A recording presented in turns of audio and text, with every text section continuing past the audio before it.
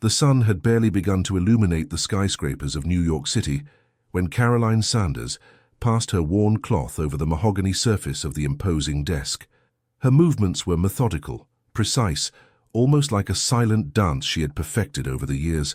Through the enormous windows on the 42nd floor, New York awakened with the same indifference with which it had done the day before, oblivious to the thousands of stories that were interweaving in its streets. Caroline observed her diffuse reflection in the polished wood. At 32, her face retained a natural beauty she had never learned to value, hidden beneath the grey uniform that identified her as one more among the invisible army that kept the gears of the business world running. Her eyes, the colour of freshly brewed coffee, held a determination that contrasted with the apparent docility of her posture. They say the most transparent people are those no one really sees, she thought as she collected the remains of a late meeting in the boardroom. That morning, however, someone was watching her. Alexander Martin, heir to the Martin Group empire, had been contemplating the woman who cleaned his office when she thought no one else remained in the building for weeks. There was something in the dignity of her movements, in the meticulousness of her work, that he found fascinating. So different from the self-interested people who constantly surrounded him, calculating every word, every gesture, based on the benefit they might obtain. The clock marked 6:15 when the office door burst open, startling Caroline and causing her to almost spill the contents of the trash bin she was emptying. "Good morning," said a deep voice from the doorway. Caroline turned quickly to find herself face to face with the man whose name appeared on the golden plaque on the door, the man whose fortune regularly appeared in economic magazines, the man whose Italian shoes probably cost more than her 3-month salary. "Good morning, Mr. Martin," she responded, instinctively lowering her gaze. Alexander advanced with determined steps. At 39, his presence commanded immediate respect. His tailored suit couldn't completely disguise his athletic build, and the first grey hairs at his temples only added an air of authority to his appearance. "Caroline Sanders, right?" he asked, surprising her by knowing her name. She nodded, disconcerted. In 5 years cleaning the offices of the Martin Group, no executive had bothered to learn her name. "I have a proposal for you," he continued, holding a black leather folder. "A proposal that could change your life." At that precise moment, as the dawn light drew golden silhouettes on the horizon of New York, Caroline couldn't imagine that this seemingly simple phrase would mark the beginning of a path that would challenge everything she thought she knew about value, privilege, and the true treasures of life.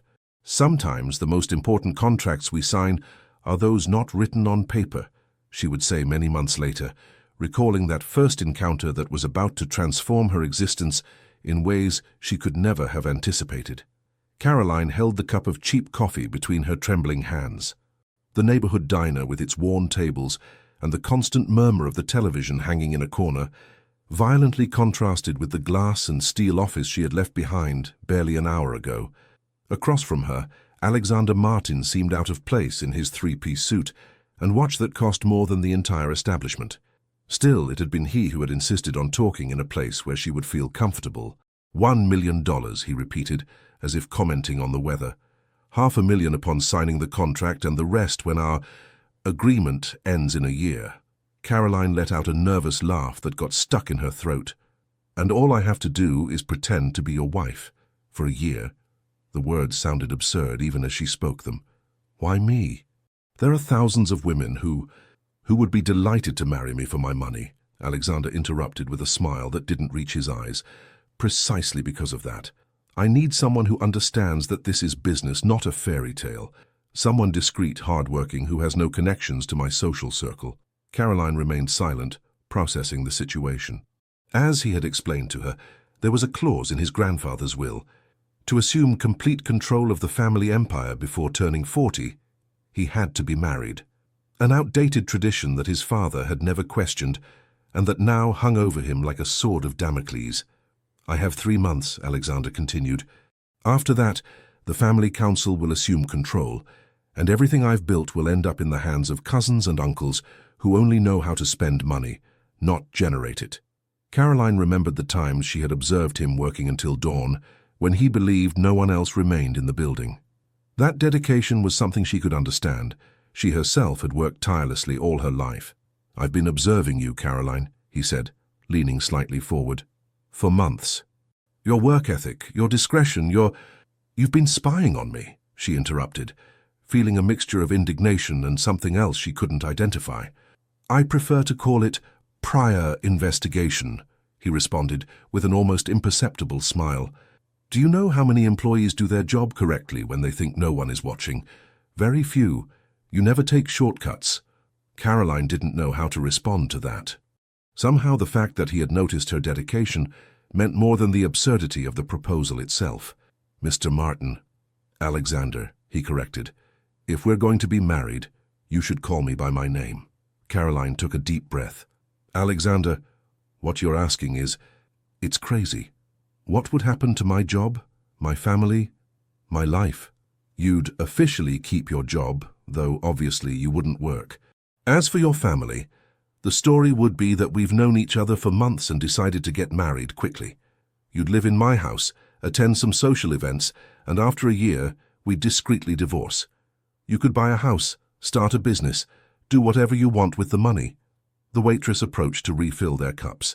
Caroline appreciated the interruption. She needed time to process everything. And if I refuse? She finally asked. Alexander shrugged with studied elegance.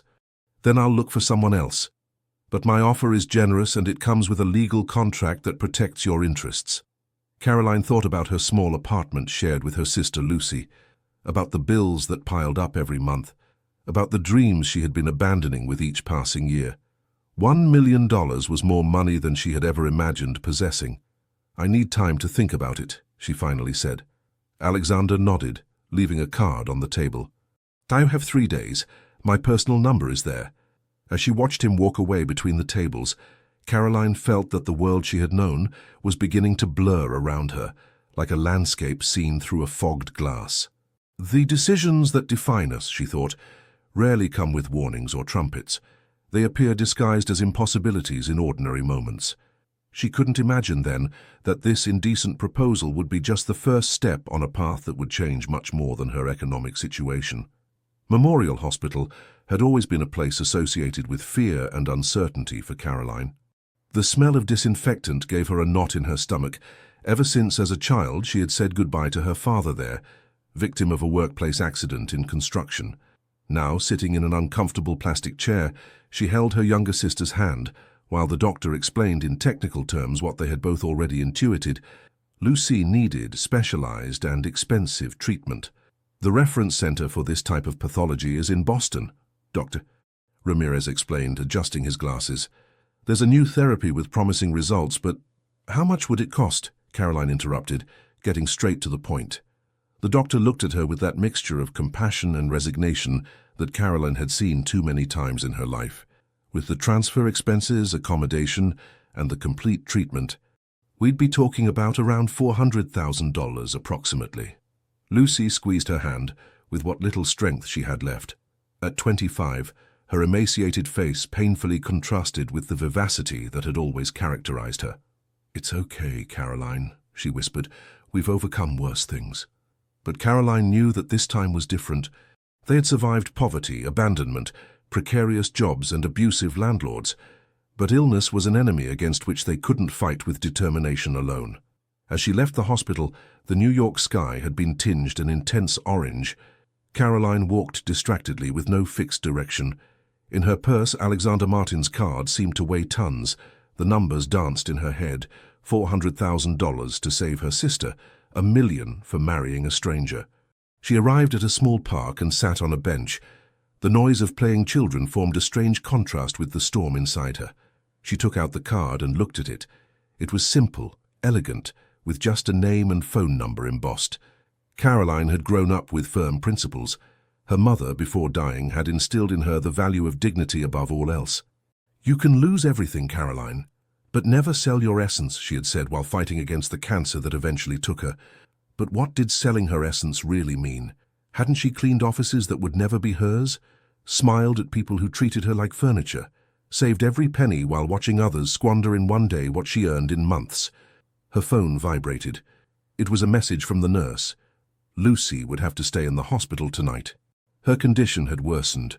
With trembling fingers, Caroline dialed the number on the card. It rang 3 times before Alexander's deep voice answered. Martin, "This is Caroline Sanders," she said, surprised by the firmness of her own voice. "About your proposal, I have some conditions." There was a brief silence on the other end of the line. "I'm listening," Alexander finally responded. "I need half of the money up front before the wedding," she explained, feeling how each word transformed her into someone she didn't recognize. "And I want an apartment for my sister, near the hospital." "Anything else?" he asked, with an indecipherable tone. Caroline took a deep breath. "Yes, I want this marriage to be in name only. Separate rooms. And I want it clear that at the end of the year, each of us will go our separate ways without complications." Another silence, longer this time.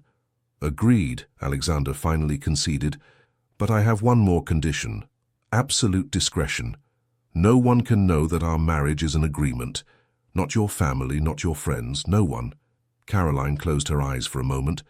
Lying had never been her strong suit. But for Lucy, "I accept," she finally said. "When do we sign the contract?" "Tomorrow in my office," he replied, "at 8. And Caroline—" "Yes?" "You won't regret it. I'm a man of my word." As she hung up, Caroline remained motionless on that park bench, while night fell over New York and the lights began to turn on one by one. Sometimes, she thought, the most difficult decisions are not between good and bad, but between bad and terrible. With that thought, she got up and began walking toward the hospital, where her sister waited, unaware of the pact that had just sealed her future. The lawyer's office smelled of leather, and a subtle perfume that Caroline couldn't identify.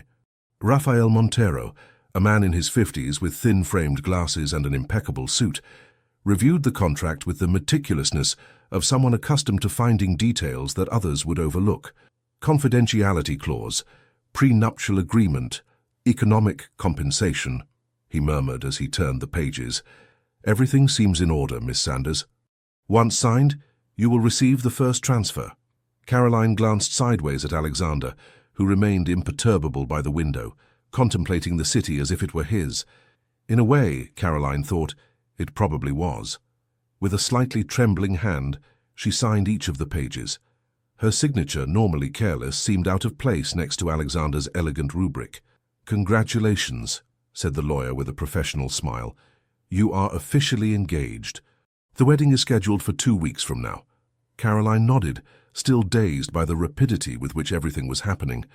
That same morning, she had talked to Lucy about her relationship with Alexander, inventing a story about secret encounters and an intense romance that had culminated in an unexpected proposal.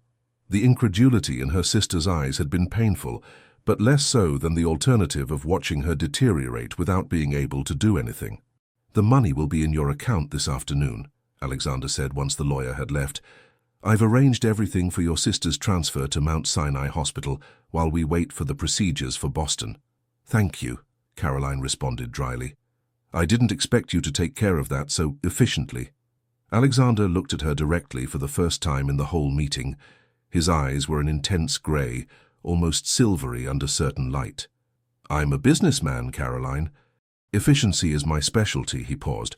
"Tomorrow we'll begin with your lessons." "Lessons?" she asked, confused.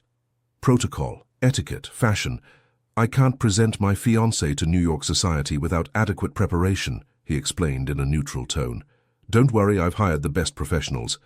Caroline felt a blush rising to her cheeks, mixed with indignation. "I'm not a renovation project," she responded, more brusquely than she intended. An almost imperceptible smile appeared on Alexander's lips. "No, you're not," he conceded. "You're a valuable asset at this moment, and valuable assets are taken care of." That cold description should have offended her, but strangely, Caroline found it more honest than any false gallantry. At least she knew exactly where she stood. The following days passed in a blur of activity. In the mornings, she visited Lucy in the private clinic, marveling at the facilities and the care she received. In the afternoons, she immersed herself in an intensive transformation program that included everything from protocol classes to endless sessions with stylists, dressmakers, and hair and makeup experts. Maria Louise Dawkins, the elegant 60-year-old woman in charge of her etiquette preparation, didn't hide her skepticism. "The problem, dear, isn't teaching you which fork to use," she told her during one of their sessions. "It's that your hands reveal years of hard work. That doesn't change with manicures. Caroline had looked at her hands, with the small scars and calluses that told the story of her life better than any biography. "I'm not going to be ashamed of my hands," she responded firmly. "They're proof that I've never been afraid of hard work." To her surprise, Maria Louise had smiled for the first time since meeting her. "Well said, dear. Perhaps there's hope for you after all." The day before the wedding, Caroline found herself in Alexander's luxurious penthouse, where she had moved in 2 days earlier. She contemplated the city from the window that occupied an entire wall, feeling like an intruder in that minimalist and cold space, so different from the small and cozy apartment she shared with Lucy. The sound of the door startled her. Alexander entered, loosening his tie with a gesture that denoted tiredness. "Last chance to back out," he said, pouring himself a whiskey from an elegant crystal decanter. Caroline shook her head. "There's no turning back now," she replied, thinking of Lucy and the Boston hospital papers that were already being processed. "Tomorrow I'll be Mrs. Martin." Alexander observed her with an intensity that made her uncomfortable. "You know, you could have taken more advantage, asked for more money, more benefits," he commented with genuine curiosity. "Anyone else would have done it." Caroline held his gaze. "I'm not anyone else," she responded simply. And as the twilight tinged the New York horizon with gold and purple, two strangers united by a contract contemplated the beginning of a year that would change their lives in ways that neither of them could foresee. "The paths we take thinking they're just detours," Caroline would reflect later, "sometimes turn out to be the main destination of our journey." St. Patrick's Cathedral gleamed under the golden light of the spring morning. The century-old columns, adorned with arrangements of white orchids and silk ribbons, formed an ethereal tunnel through which Caroline advanced with measured steps, just as she had been taught. The designer dress, an exclusive creation of French lace, whispered against the marble floor with each step. Behind her, Lucy, notably stronger after the first weeks of treatment, held the train of the dress with hands trembling with emotion. "It's like a fairy tale," she had whispered that morning while helping her prepare. Caroline had smiled, hiding the weight of deceit behind her expertly made-up eyes. The pews of the cathedral were filled with people Caroline didn't know. Executives in formal suits, bejeweled women who scrutinized her with barely disguised curiosity, journalists discreetly positioned on the sides, a high society wedding, a perfectly orchestrated farce. At the end of the aisle, beside the altar, Alexander waited with an imperturbable expression. His black suit, tailored in Savile Row, accentuated his athletic figure. Caroline had to admit that, objectively, he was an attractive man, the kind of attractive that came accompanied by power, like an elegant predator. When their gazes met, Caroline felt a strange momentary connection, as if they were the only actors conscious amid a theatrical play. The ceremony proceeded like a hazy dream. The priest's words, the exchange of rings, the "I do" pronounced with a conviction that surprised Caroline herself. The kiss, brief but sufficiently convincing, a pact sealed before the eyes of God and New York society. The reception was held in the gardens of the plaza, a space normally closed to the public that Alexander had managed to secure thanks to his connections. Under tents of silk and crystal, the American elite toasted to the happiness of the newlyweds. "Smile," Alexander murmured as they posed for photographers from social magazines. "This is supposedly the happiest day of your life." Caroline flashed her most radiant smile, learned during intensive sessions with the image consultant. "How many people here know the truth?" she asked through clenched teeth, maintaining the smile. "Only Raphael, my lawyer," he responded, placing a hand on her waist with studied naturalness. "Not even my mother knows." Victoria Hughes Martin was an imposing woman, approaching 70 years with the elegance of someone who had spent her life in the most exclusive circles.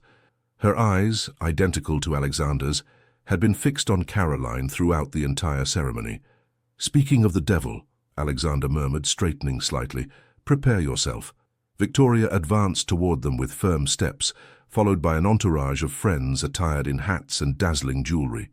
"My dear son," she said with a refined accent, kissing the air next to Alexander's cheeks, "and my new daughter-in-law, what an unexpected surprise."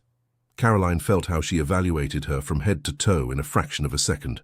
"Mrs. Martin, it's an honor to finally meet you," Caroline responded, using the respectful but dignified tone she had rehearsed with Maria Louise. "Victoria, please," the woman corrected with a smile that didn't reach her eyes. "We're family now, aren't we?" Recent family." The indirect was as clear as crystal.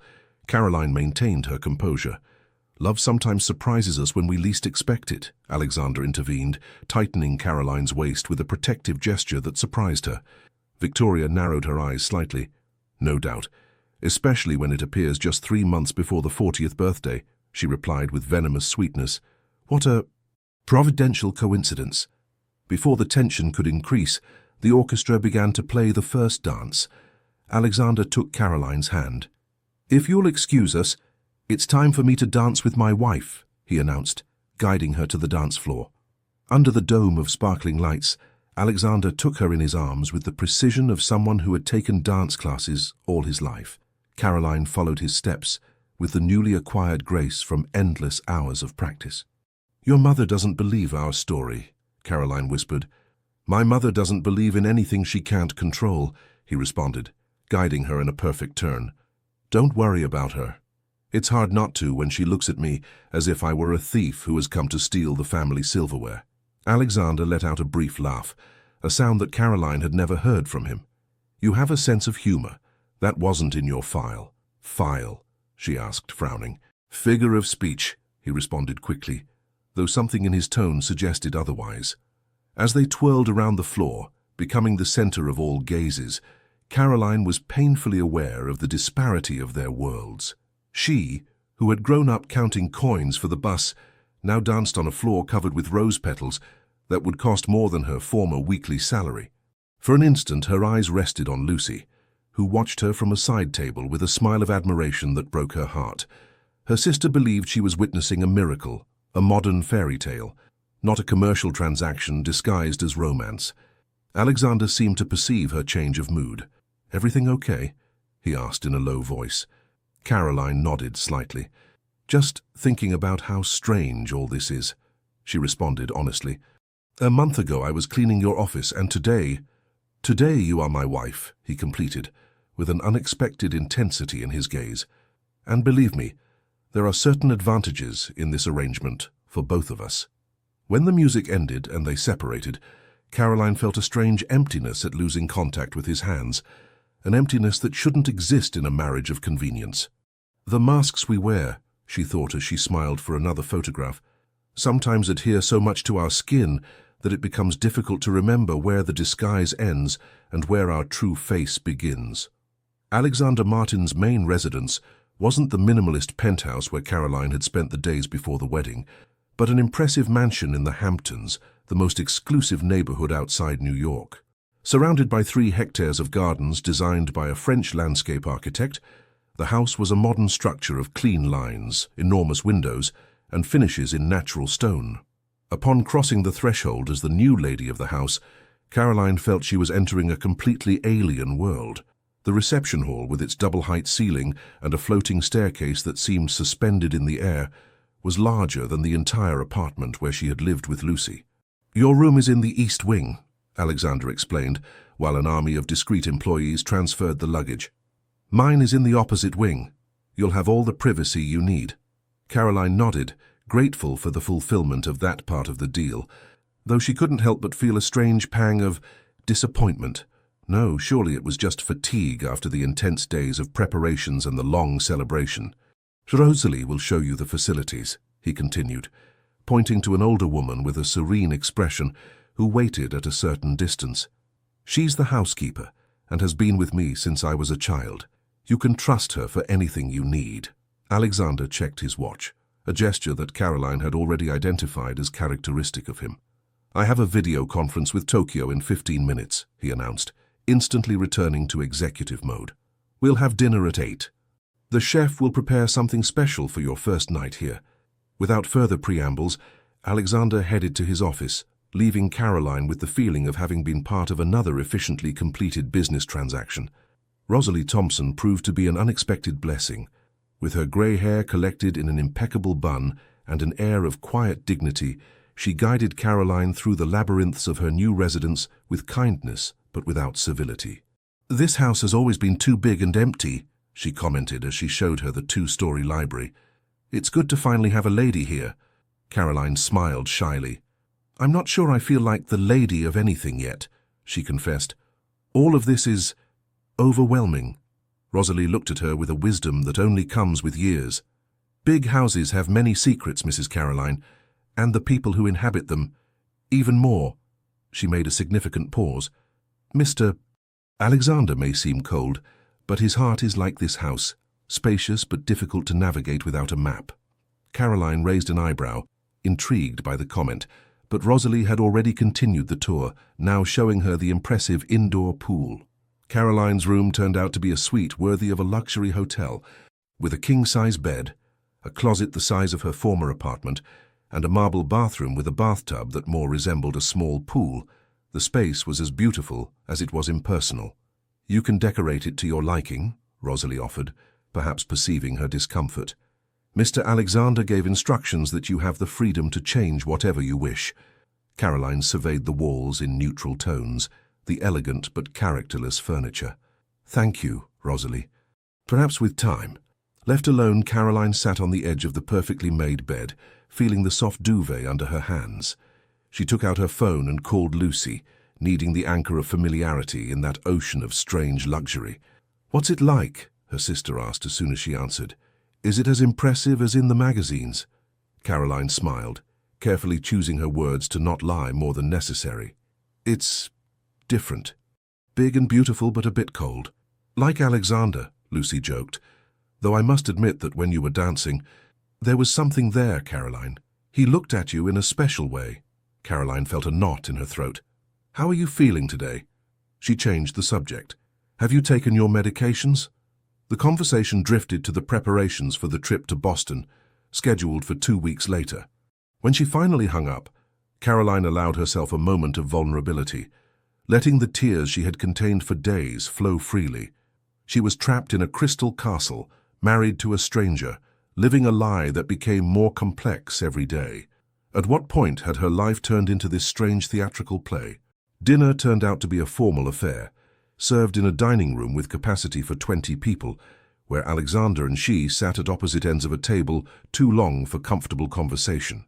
"Have you settled in well?" he asked between courses, with the polite tone he would use with an occasional guest. "Yes, thank you," she responded, struggling with the multiple utensils in front of her plate. "The house is impressive." Alexander nodded distractedly, as if the 1,000-square-meter mansion were a minor detail. "Tomorrow my mother will arrive for lunch," he announced suddenly. "She wants to get to know you better." Caroline almost choked on the sip of water she was drinking. "So soon? I thought we would have some time before—" "Victoria is not known for her patience," Alexander interrupted. "She wants to evaluate the woman who, according to her, appeared out of nowhere to marry her son." Caroline put her fork down on the plate, feeling her appetite leaving her. "And what am I supposed to tell her? Our invented story has so many holes that anyone with 2 fingers of sense—" "My mother has considerably more than 2 fingers of sense," Alexander interrupted, with an almost imperceptible smile. "That's why we must be convincing." He rose from his seat and, to Caroline's surprise, moved to the chair adjacent to hers. The sudden proximity startled her. "We need to get to know each other better," he explained, pouring her more wine. "Details, anecdotes, preferences, the things I would know about you if we were really—" "Lovers?" Caroline completed, blushing slightly as she pronounced the word. Alexander looked at her intensely for a moment. "Exactly," he confirmed in a low voice. Thus began a strange exchange of personal information that extended well into the night. Caroline learned that Alexander hated olives but loved pickles, that he had studied at Oxford but missed America every day, that he collected antique watches and had a weakness for classic jazz. In turn, she told him about her passion for Latin American literature, her abandoned dreams of studying nursing, her ability to repair almost anything with basic tools inherited from her father. At some point, the wine and conversation blurred the rigid lines they had drawn between them, and Caroline found herself genuinely laughing for the first time since this madness had begun. "I've never seen you laugh like that," Alexander commented, observing her with an indecipherable expression. "I haven't had many reasons lately," she responded with honesty. When they finally retired to their respective rooms, Caroline felt strangely disoriented. The version of Alexander she had met that night was far from the cold executive who had proposed a marriage of convenience to her. The highest walls, she thought as she prepared to sleep in that unfamiliar bed, sometimes hide the most surprising gardens. With that thought, she sank into a restless sleep, where she eternally danced with a man whose face constantly changed between that of the implacable executive and the man who had laughed with her over childhood anecdotes. Breakfast was served on the terrace when the weather permitted. That April morning, the sun bathed the gardens with a golden light that made the dew shine like tiny diamonds on the perfectly cut grass. Caroline, dressed in a simple blue dress that the stylist had selected for casual occasions at home, absent-mindedly stirred her coffee while leafing through the newspaper. Beside her, Alexander reviewed documents on his tablet, alternating sips of black coffee without sugar and brief comments on the news. It was strange, Caroline thought, how in just 3 weeks they had developed small routines, shared rhythms that gave the illusion of normality to their strange arrangement. "Nervous about my mother's visit?" Alexander asked without raising his eyes from his screen. Caroline smiled slightly. Another thing she had learned, Alexander had an unsettling ability to read her thoughts. "A little," she admitted. "Your mother looks at me as if I were a particularly difficult mathematical problem that needs solving." Alexander set the tablet aside and looked at her directly. "Victoria has always been protective, especially since my father passed away." "You never talk about your father," Caroline commented, realizing that despite their getting-to-know-each-other-better session, there were many blank spaces in Alexander's history. A shadow crossed his face for an instant. "Anthony Martin, visionary builder, tireless worker, devoted husband," he recited as if reading an epitaph. "He died when I was 20, heart attack while supervising a construction site." Something in the mechanical way of describing him made Caroline intuit a deeper pain than his words expressed. "I'm sorry," she said with sincerity. Alexander shrugged with a gesture that intended to be indifferent. "It was a long time ago. I barely remember it." But the slight tremor in his hand as he took the cup belied his words. Caroline, by instinct, extended her hand and placed it on his in a gesture of consolation. The contact seemed to surprise them both. Alexander looked at their joined hands with an indecipherable expression. For a moment, neither moved, as if they had entered a temporal bubble where roles and contracts blurred. The sound of the doorbell broke the moment. Rosalie appeared on the terrace. "Mrs. Victoria has arrived," she announced with a neutral expression, though Caroline thought she detected a note of warning in her tone. Alexander withdrew his hand gently. "Remember," he murmured as he rose, "it's not an interrogation, even though it may seem like it." Victoria Hughes Martin entered like a force of nature, impeccably dressed in an ivory suit and discreet but evidently expensive jewelry. She kissed her son on both cheeks before directing her attention to Caroline.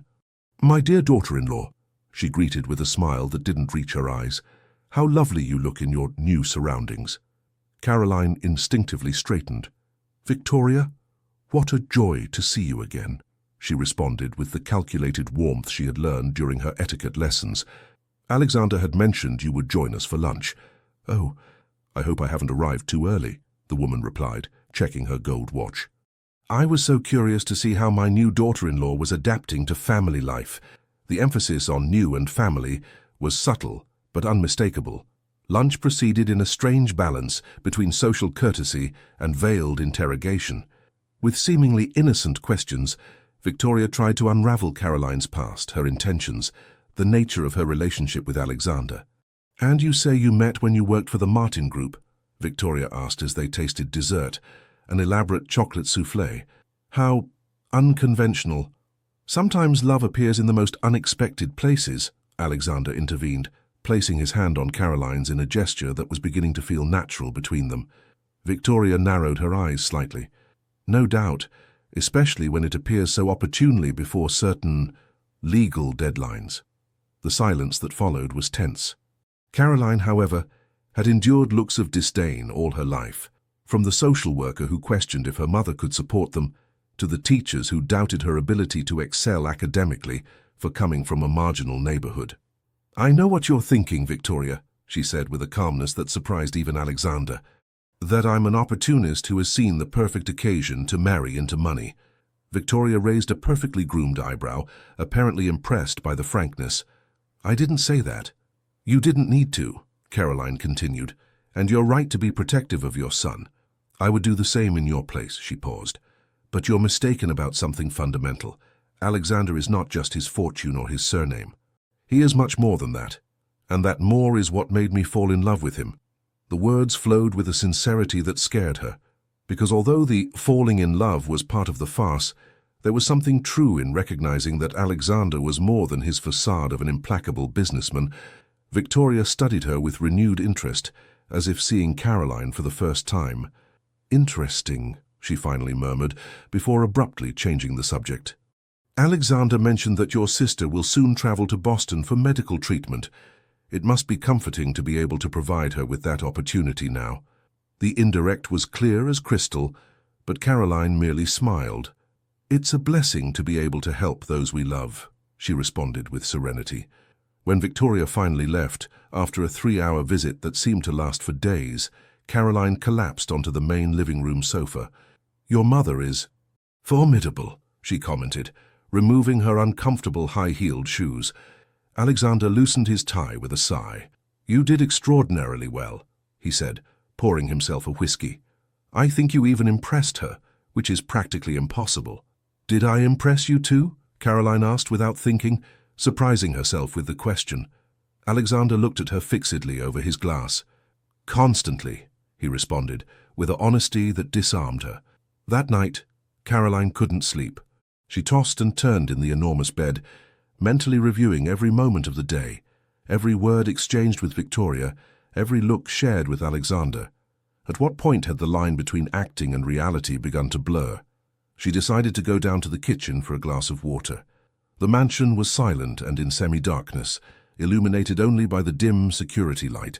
As she passed in front of Alexander's office, she noticed a thread of light under the door, and the soft sound of music. She hesitated a moment before knocking softly. Come in, Alexander's deep voice responded. Upon entering, she found him seated at the piano, a beautiful Steinway grand that occupied a corner of the spacious office. He wasn't wearing a jacket or tie, and his hair was slightly disheveled, as if he had repeatedly run his fingers through it. I didn't know you played, Caroline commented, remaining at the threshold. There are many things you don't know about me, he responded, without stopping playing a soft and melancholic melody. Nocturne Op. 9, No. 2 by Chopin, she identified, surprising him. My mother loved classical music. We listened to old records on a turntable that my father had repaired. Alexander looked at her with genuine curiosity. Come, he said, moving aside on the piano bench. Sit down. Caroline advanced and sat beside him, aware of the proximity, of the heat emanating from his body, of the subtle aroma of his cologne mixed with whiskey. Alexander continued playing, his fingers moving with surprising delicacy over the keys. In the intimacy of that nocturnal moment, he seemed a completely different person from the calculating businessman who had proposed a contract marriage to her. Why me? Caroline asked suddenly. The truth, this time. Not the rehearsed answer about my discretion and work ethic. Alexander's fingers paused on the keys. For a long moment, only silence was heard. Because when I observed you cleaning my office, occasionally talking with other employees, overcoming difficulties that I intuited but didn't know about, he paused. I saw something that I recognized. A determination, a dignity, intact despite the circumstances. You reminded me of someone I knew a long time ago. Who? She asked in a whisper. Alexander resumed the melody before responding. Myself, before all this. He said no more, and Caroline didn't press. For the next half-hour, they remained seated together on the piano bench, communicating in the silent language of music and unspoken gestures, building an invisible bridge between two worlds that should never have met. Sometimes, Caroline would think later as she returned to her room with her heart strangely light, the deepest connections are born precisely when we drop the masks that we believe necessary to survive. May arrived with unexpected storms that lashed New York with unusual fury. Caroline watched the lightning from the library of the mansion, where she had found refuge among the thousands of carefully catalogued volumes. In recent weeks, this had become her favorite space, a place where she could immerse herself in alternate worlds, while Lucy completed her treatment in Boston. The daily video calls with her sister were the anchor that kept her connected to her previous life. Lucy, regaining strength and color in her cheeks day by day, couldn't stop talking wonders about the American doctors and thanking the incredible luck that Caroline's marriage had brought. Every thank you was a small stab of guilt, every genuine smile from her sister, a reminder of the price of the lie that sustained her new life. "Am I disturbing you?" Alexander's voice interrupted her thoughts. Caroline closed the book she was pretending to read and shook her head. "Not at all, this is your house." "Our house," he corrected automatically, approaching to sit in the armchair across from hers. "At least for the next 8 months. The mention of the deadline hit Caroline with unexpected discomfort. 8 months. And then what? Returning to her old life seemed increasingly like waking from a strange dream. A particularly strong thunderclap resonated, making the window panes vibrate. Seconds later, the lights flickered and went out, plunging the mansion into darkness. "Great," Alexander murmured. "The generator should activate in a few seconds." But the seconds passed and the darkness persisted. "Looks like we'll have to resort to more traditional methods," Alexander commented, getting up to search for something in one of the drawers of an antique desk. He returned with 2 thick candles and a lighter. The warm light of the flames created an intimate, almost conspiratorial atmosphere, illuminating their faces with a golden glow and projecting dancing shadows against the bookshelves. "It reminds me of the blackouts in my neighborhood," Caroline commented with a nostalgic smile. "Lucy and I would tell each other horror stories with flashlights under the sheets." Alexander observed her with curiosity.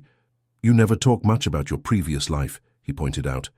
"I know the basic facts from the contract, but—" Caroline shrugged. "It's not a particularly exciting story.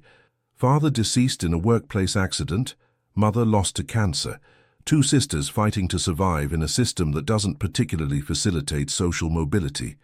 And yet here you are," he responded, "in a mansion in the Hamptons, married to one of the richest men in America. By contract," she reminded him.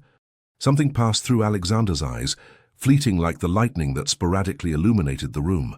"By contract," he repeated in a low voice. "Right." A comfortable silence settled between them, broken only by the sound of rain hitting against the windows. "You know what's strangest," Caroline finally said, "that after a lifetime of fighting for every dollar, now I can have practically any material thing I desire. And I discover that I don't desire as much as I thought." Alexander nodded understandingly. "Money solves concrete problems, but creates others equally complex," he commented, slowly turning his empty glass between his hands. "My grandfather used to say that true wealth is in having enough not to worry, but not so much that others worry about you." "He sounds like a wise man." "He was, in his way," Alexander conceded. "Though he was also responsible for that absurd marriage clause that has brought us here." Another lightning bolt briefly illuminated the room, followed by a deafening thunderclap. The rain intensified, beating against the windows with renewed force. "We should check the generator," Alexander suggested, standing up. "It's in the basement." Caroline followed him, grateful for the activity that interrupted the dangerously intimate direction the conversation was taking. They descended the stairs illuminated only by the trembling light of the candles, creating the strange sensation of going back in time, to an era when mansions like this were illuminated exactly like this. The basement of the mansion was surprisingly spacious and was divided into several sections: a perfectly organized wine cellar, a machine room, and an area that seemed to be a storage space for diverse objects. Alexander headed directly to the generator, modern equipment that contrasted with the almost medieval atmosphere provided by the candlelight. "Strange," he murmured after examining it. "It seems to be in perfect condition, but it didn't activate." While Alexander checked connections and panels, Caroline wandered through the storage area, curious about the objects that a family like the Martins would consider worthy of keeping, but not displaying. Her attention focused on several boxes labeled AM Personal. The candle projected enough light for her to distinguish old photographs, school books, and yellowed newspaper clippings. "Alexander, I think I found your childhood things," she commented, taking a photograph in which a boy of about 10 smiled next to a man in work overalls. The silence that followed was strange, almost thick.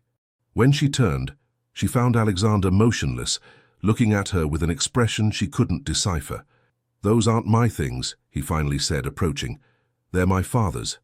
Anthony Martin." Caroline looked at the photograph again, confused. "But it's labeled AM, and this boy is my father," Alexander explained, gently taking the photograph from her hands. "And the man beside him is my grandfather, Eric Martin, her bricklayer who built his first house with his own hands." Caroline looked at him, suddenly understanding. "Your family wasn't always rich," he completed with a sad smile. "No. My father was the classic example of the American dream. Son of a construction worker who started as a laborer, saved every penny, risked everything to build his first housing development, and gradually transformed that first investment into an empire." Alexander lit another candle and began to take out more photographs and documents from the boxes. Caroline watched, fascinated, this completely unknown aspect of her husband's life. "This is my father receiving his first bank loan." He pointed to a faded photograph. "And here he is with my mother, when they still lived in a small apartment in Brooklyn." Caroline took the photograph, amazed to see the elegant Victoria Hughes in a simple floral dress, smiling next to a young Anthony in what appeared to be a modest celebration. "Does your mother also come from a humble background?" Alexander shook his head. "Quite the opposite. The Hughes were a family with a name but without fortune. A marriage of convenience, we could say, though it eventually turned into true love. She contributed social contacts, he contributed determination and business vision. A new thunderclap, now more distant, resonated above them." "Why do you hide this?" Caroline asked, genuinely intrigued. "It's an inspiring story of overcoming—" Alexander let out a bitter laugh. "In this world, Caroline, the nouveau riche are always viewed with suspicion. My father worked twice as hard to be accepted in circles where his money was welcome, but his neighborhood accent not so much." He paused. "When he died, my mother decided that I wouldn't face the same obstacles. She sent me to the best international schools, taught me to speak, to dress, to behave as if I had been born with a silver spoon in my mouth." Caroline was beginning to understand many things. Victoria's rigidity, Alexander's constant need for perfection, the obsession with appearances. "Your mother was trying to protect you." "In her way," Alexander conceded. "The problem is that, in the process, I almost forgot who I really was, or where I came from." On an impulse, Caroline took his hand. "Sometimes we need someone to remind us who we are," she said softly. Their gazes met, sustained by a new understanding, a connection based on the mutual recognition of similar struggles, albeit in different contexts. Alexander, almost imperceptibly, leaned toward her. At that precise moment, the lights returned abruptly, breaking the spell of the moment. The harsh illumination seemed to dissipate the intimacy they had built in the darkness. Alexander released her hand and began to hurriedly put away the photographs. "We should go back upstairs," he said, recovering his professional tone. "It's late."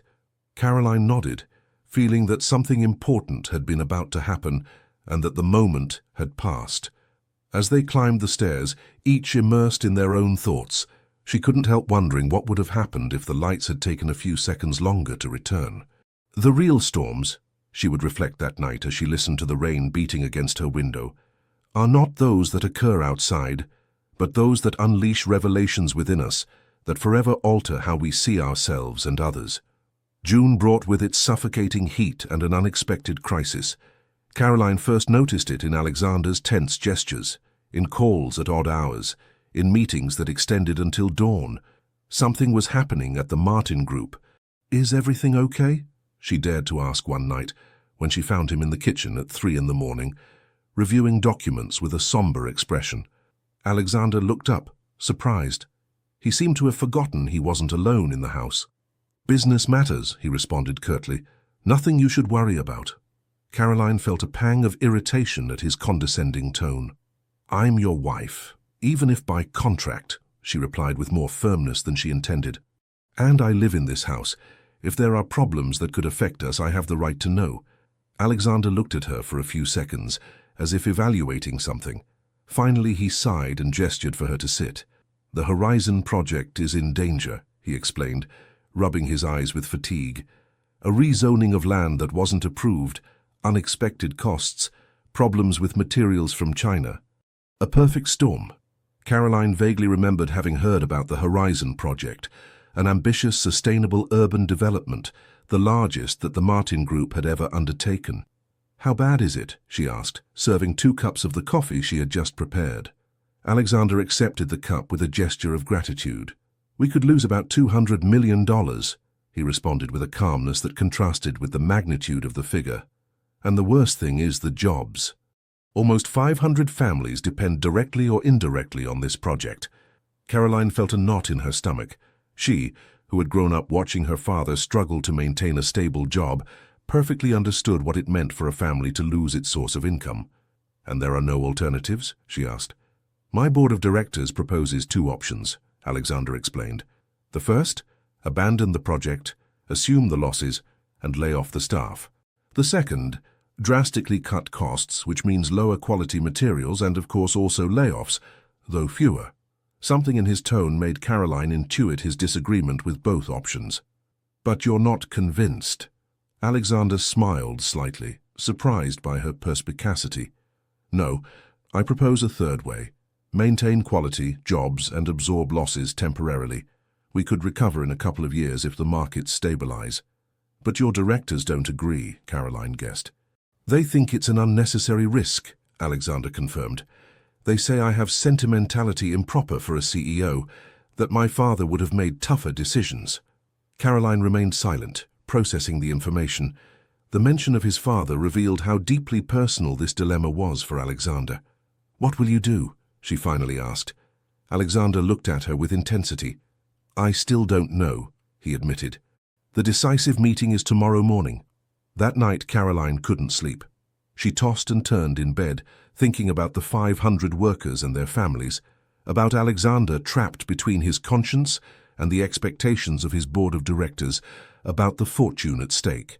When dawn began to break, an idea started to form in her mind. During breakfast, she observed Alexander prepare for his crucial meeting. Impeccable in his dark suit, he projected an image of absolute control that contrasted with the concern Caroline had glimpsed the night before. "Good luck today," she said, as he picked up his briefcase. "I'm sure you'll make the right decision." Alexander looked at her with an indecipherable expression before nodding briefly and leaving. As soon as the car disappeared down the driveway, Caroline headed decisively to the phone.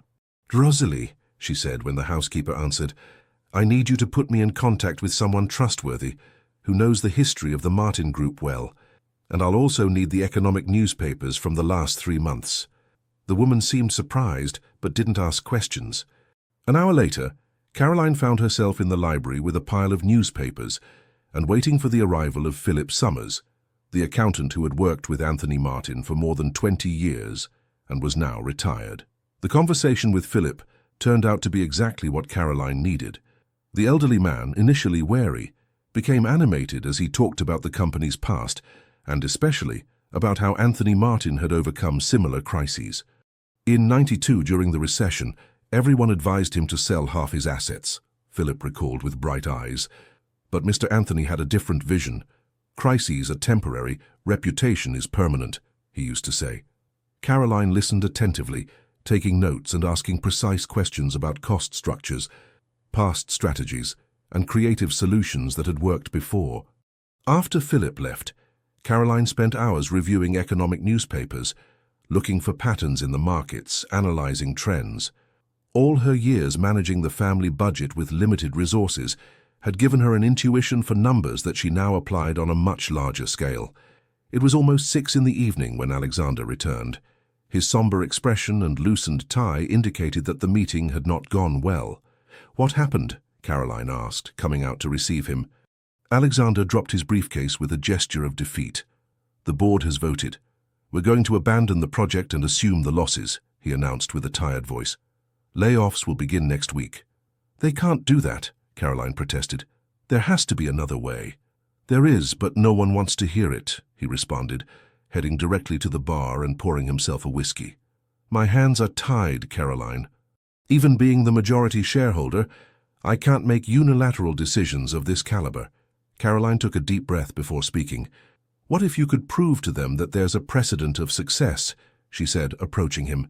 If you could show them that your father faced a similar situation in 1992 and made exactly the decision you're proposing. Alexander looked at her with surprise. What are you talking about? Caroline handed him the folder she had prepared during the day. I've been researching. I talked to Philip Summers, reviewed the economic press archives, analyzed current market patterns, comparing them with previous situations, she explained quickly. Look at page 3. There's a detailed analysis of how your father restructured costs without laying off anyone during the 92 crisis. Alexander reviewed the documents with growing incredulity. You did all this today? He asked, looking up from the papers. Caroline nodded. And there's more. On page 7, you'll find a proposal for alternative financing using non-essential assets as collateral, which would allow maintaining the Horizon project without compromising the group's financial stability. Alexander was speechless, alternating glances between Caroline and the documents. This is extraordinary, he finally said. How could you analyze all this in such a short time? And how do you understand so much about corporate finance? Caroline smiled with a certain shyness. It turns out that managing a home with limited resources teaches you a lot about prioritization and efficient management, she explained. The principles are the same, only the scale changes. And about the analysis, let's say I've always had a knack for numbers. Alexander ran a hand through his hair, a gesture that Caroline had learned to identify as a sign of nervousness or intense emotion. I'm going to call an extraordinary meeting for tomorrow, he decided, taking his phone. With this I could convince them. Go a step further, Caroline suggested. Invite some of the veteran workers to the meeting. Let the board see the faces of the people whose lives they're deciding. Alexander looked at her with new admiration. That's brilliant and bold, he added with a smile that illuminated his tired face. Very bold. The extraordinary meeting the next day was tense but productive. Caroline, from a distance, followed the events through brief messages from Alexander. When he finally returned home, his expression said it all. We did it, he announced from the door. The board approved the revised plan. The project will continue. There won't be mass layoffs and we'll use the alternative financing structure you proposed. Caroline felt a wave of relief and satisfaction that she hadn't experienced in a long time. It's your victory, she said with sincerity. But you convinced them. Our victory, Alexander corrected, approaching her with a new intensity in his gaze. I couldn't have done it without you. Before Caroline could respond, Alexander did something completely unexpected. He enveloped her in a spontaneous and warm hug. For a moment, Caroline remained motionless, surprised by the gesture so uncharacteristic of him. Then, slowly, she returned the hug. They stayed like that in the center of the entrance hall for what seemed an eternity, and at the same time a moment too brief. When they finally separated, something had changed between them. An invisible barrier had crumbled. I think this deserves a celebration, Alexander proposed with a genuine smile. Dinner out? I know a small restaurant in the city. Caroline nodded, surprised by the warmth she felt spreading from her chest. Shared victories, she would think later as she prepared for dinner, create stronger bonds than any legal contract. And for the first time since she had signed that agreement that changed her life, she didn't think about the end stipulated for 6 months from now, but about the present. She was living with a man she was beginning to truly know. The New York summer deployed its intense heat over the city, turning the streets into asphalt ovens and terraces, into refuges under awnings and water misters. In the Hamptons mansion, with its efficient climate control system and crystal-clear swimming pool, the heat was barely news that arrived through the windows.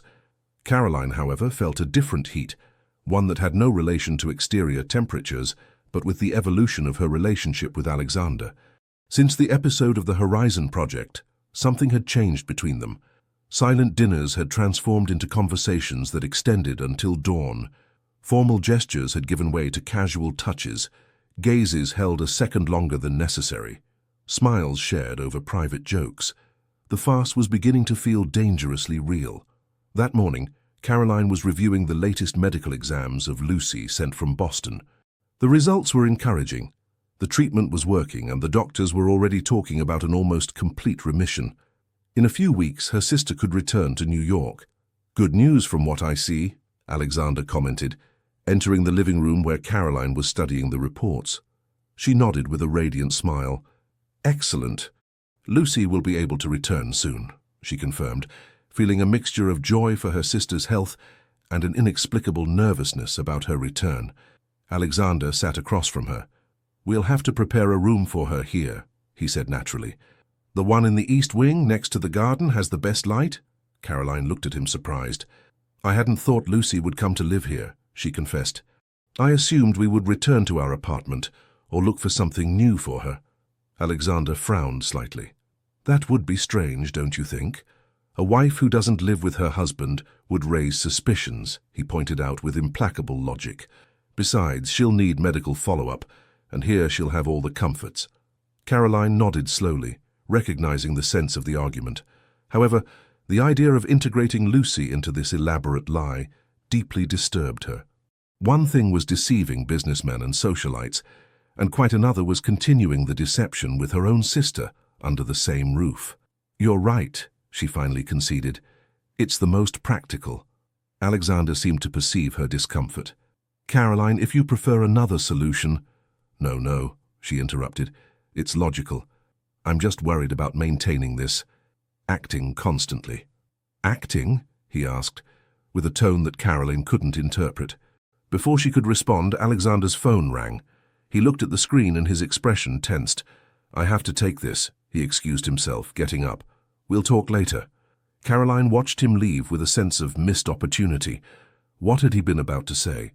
And why did the word acting seem to have touched a sensitive fiber? That afternoon, as she swam in the pool trying to clear her thoughts, Caroline received an unexpected visit. Patricia Torres, her best friend since adolescence, had arrived without prior notice. "Surprise!" Patricia exclaimed from the edge of the pool, with her characteristic enormous sunglasses and mischievous smile. "So this is how the rich and famous live. I must say marriage suits you well."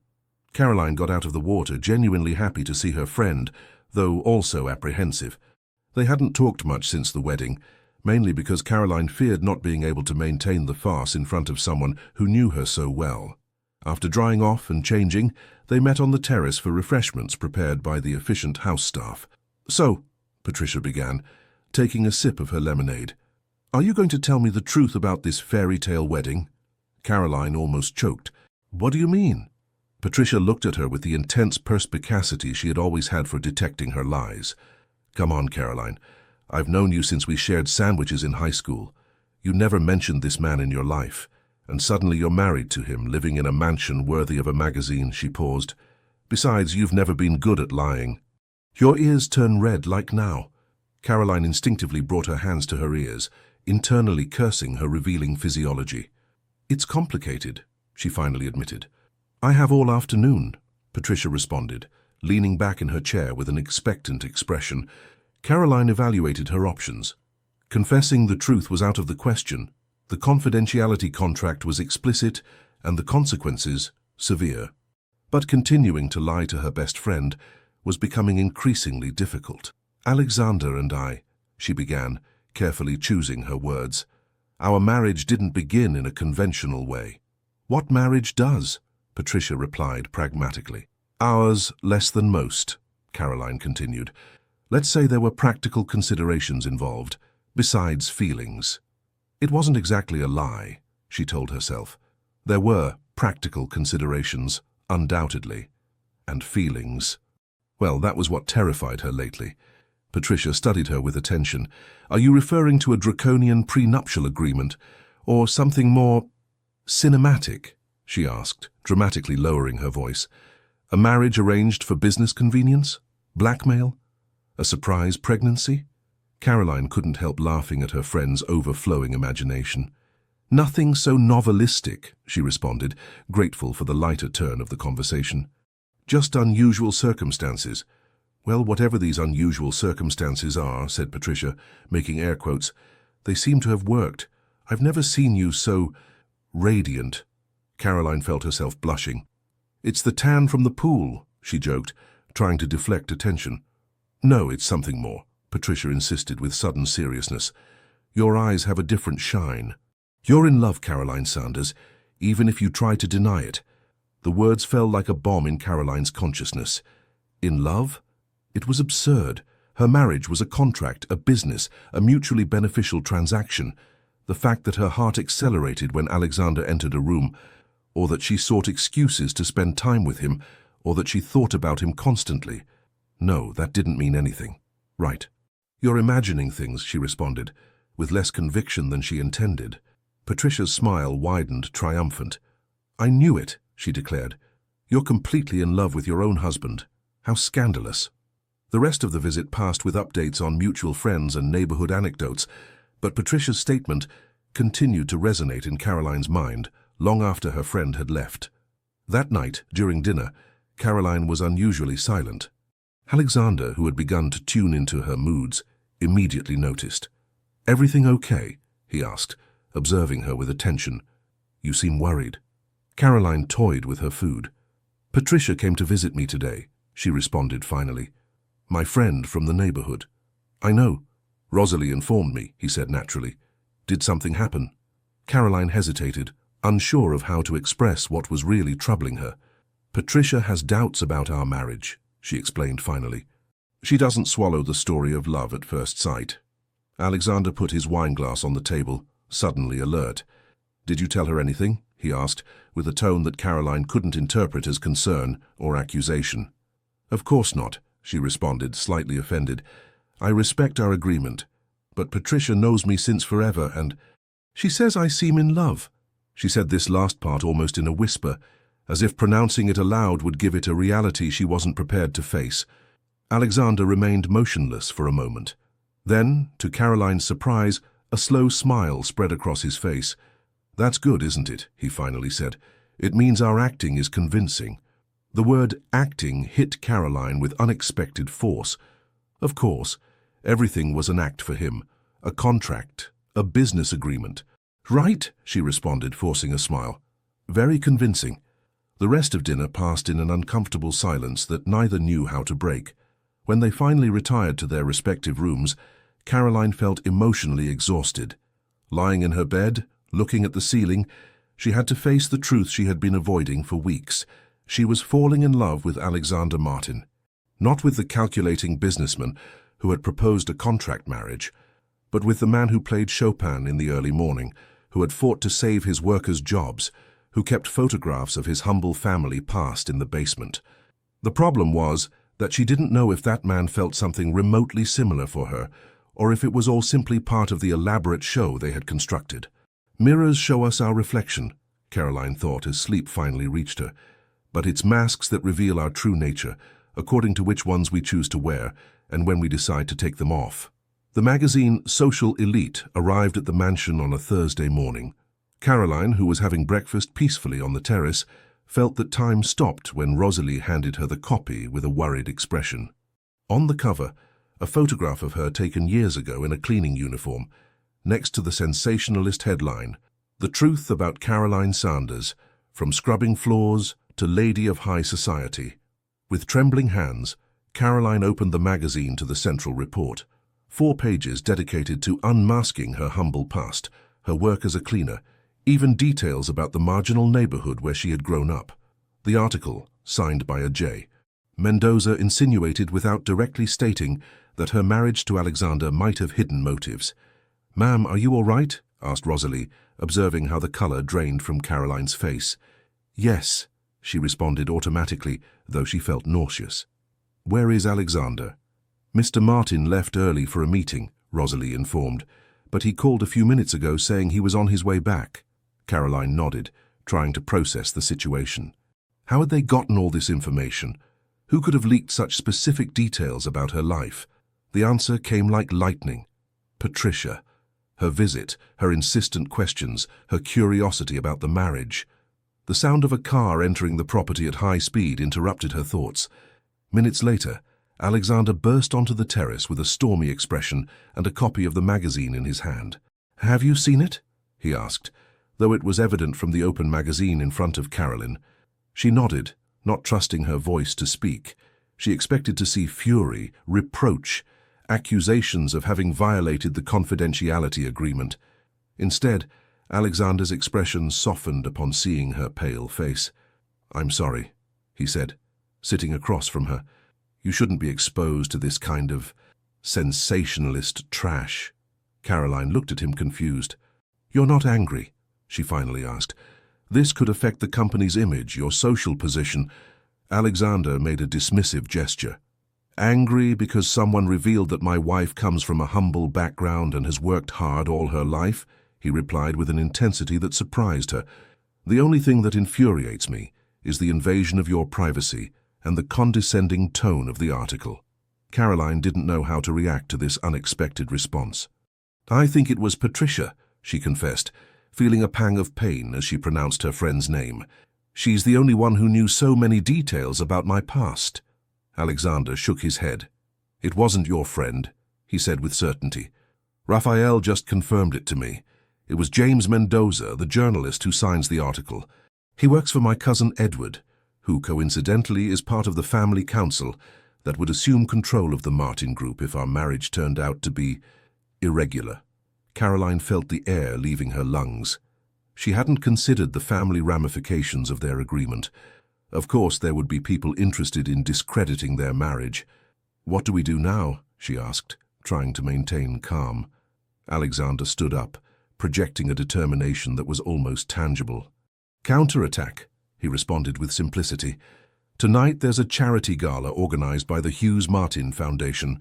All of New York high society will be there, including Edward and his entourage of flatterers. He made a significant pause. It will be the perfect scenario to demonstrate that our marriage is solid as a rock. Caroline swallowed hard. One thing was maintaining appearances in the privacy of the mansion, and quite another was facing public scrutiny after being exposed in this way. I don't know if I'm prepared for that, she admitted. Alexander approached and, in a gesture that had become increasingly natural between them, took her hands in his. You are, he affirmed with conviction. You've faced much more difficult situations than a group of snobs with champagne glasses. Caroline couldn't help smiling at his description. Besides, he continued, with an expression that Caroline couldn't decipher, you won't be pretending.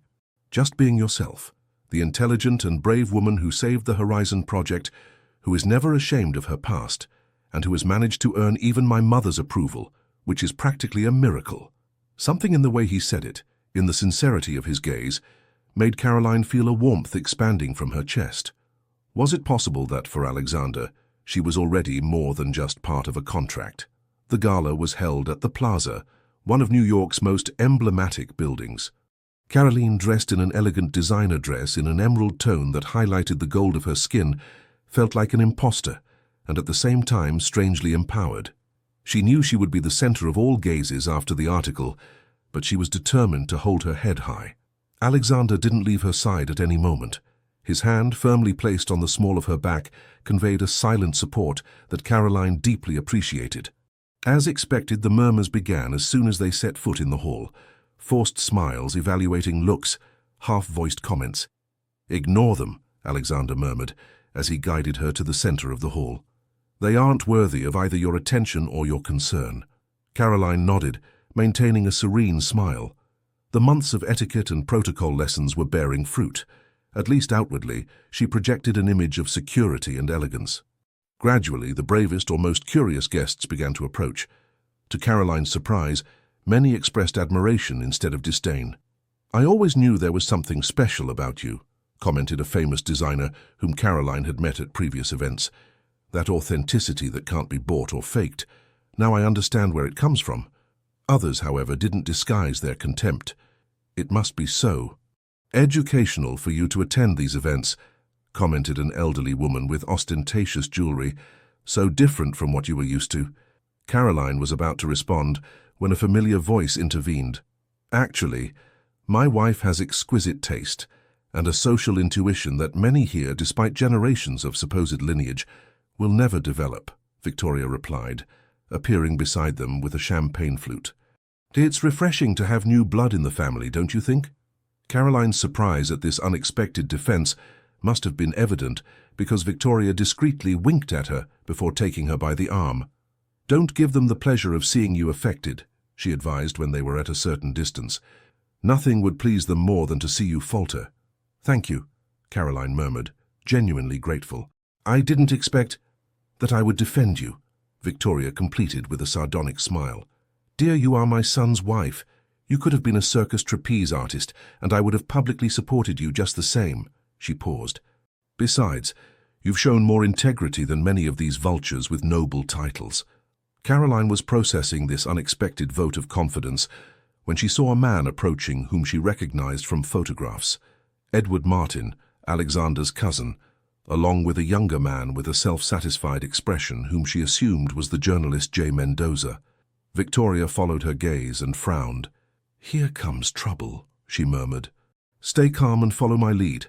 Edward, a man in his 40s with pronounced receding hairline and a smile that didn't reach his eyes, approached with false cordiality. "Aunt Victoria, as elegant as always," he greeted, kissing her hand. "And this must be the famous Caroline. I've heard so much about you lately." The double meaning was evident, but Caroline smiled with serenity. "Edward, a pleasure to finally meet you," she responded.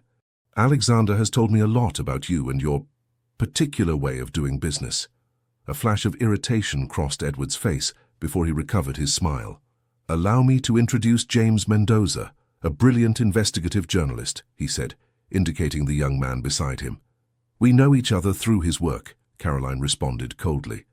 "Though I must say that his sources about my past contain several errors. For example, I never lived in the South Bronx, but in Queens. And I started working at 16, not at 12, as his article claims." James Mendoza had the decency to appear uncomfortable. "Sources are sometimes imprecise," he murmured. "Or fabricated," added Victoria with venomous sweetness. "Like the insinuation that my daughter-in-law might be involved in some kind of irregular arrangement. A suggestion that, I must add, could be considered defamatory by our lawyers." Edward paled slightly. "The article doesn't state anything like that, Aunt," he hastened to clarify. "It simply presents facts about Caroline's past, which she herself has just confirmed." "My past is no shameful secret," Caroline intervened, feeling her confidence growing. "I come from a working family. I cleaned offices to earn an honest living, and I fought to get ahead without stepping on anyone." She paused, looking directly at Edward. "In fact, I'm proud of my trajectory. Can you say the same about yours?" Alexander, who had materialized beside Caroline as if he had sensed she needed him, placed a protective arm around her waist. "My wife has an interesting point, cousin," he commented with a sharp smile. "What personal achievements can you boast of exactly? Managing the fortune you inherited from your father, or trying to undermine my marriage with such predictable tactics?" Edward, cornered on 3 fronts, opted for a strategic retreat. "We were just greeting," he said, trying to maintain dignity. "Come on, James, I think the ambassador is calling us." When they moved away, Victoria raised her glass in a silent toast to Caroline and Alexander. "You form a formidable team," she commented with approval. "I don't remember seeing Edward so unsettled since your father beat him in that golf tournament, Alexander." The rest of the evening proceeded surprisingly well. The news of how Caroline had put Edward and the journalist in their place spread quickly, and many guests approached with a new attitude of respect. By the time the night was coming to an end, Caroline felt a strange mixture of exhaustion and euphoria. She had faced her fears and had come out victorious.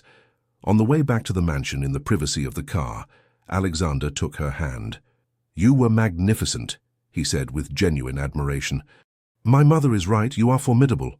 Caroline smiled, allowing herself to enjoy the moment. "I had good teachers," she responded. "You, Victoria, even Maria Louise, and her endless etiquette lessons." Alexander shook his head. "No, Caroline.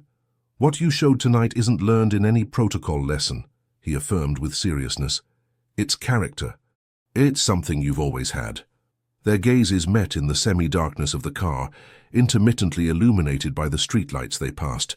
Caroline felt that something fundamental had changed between them, as if the last barrier had fallen.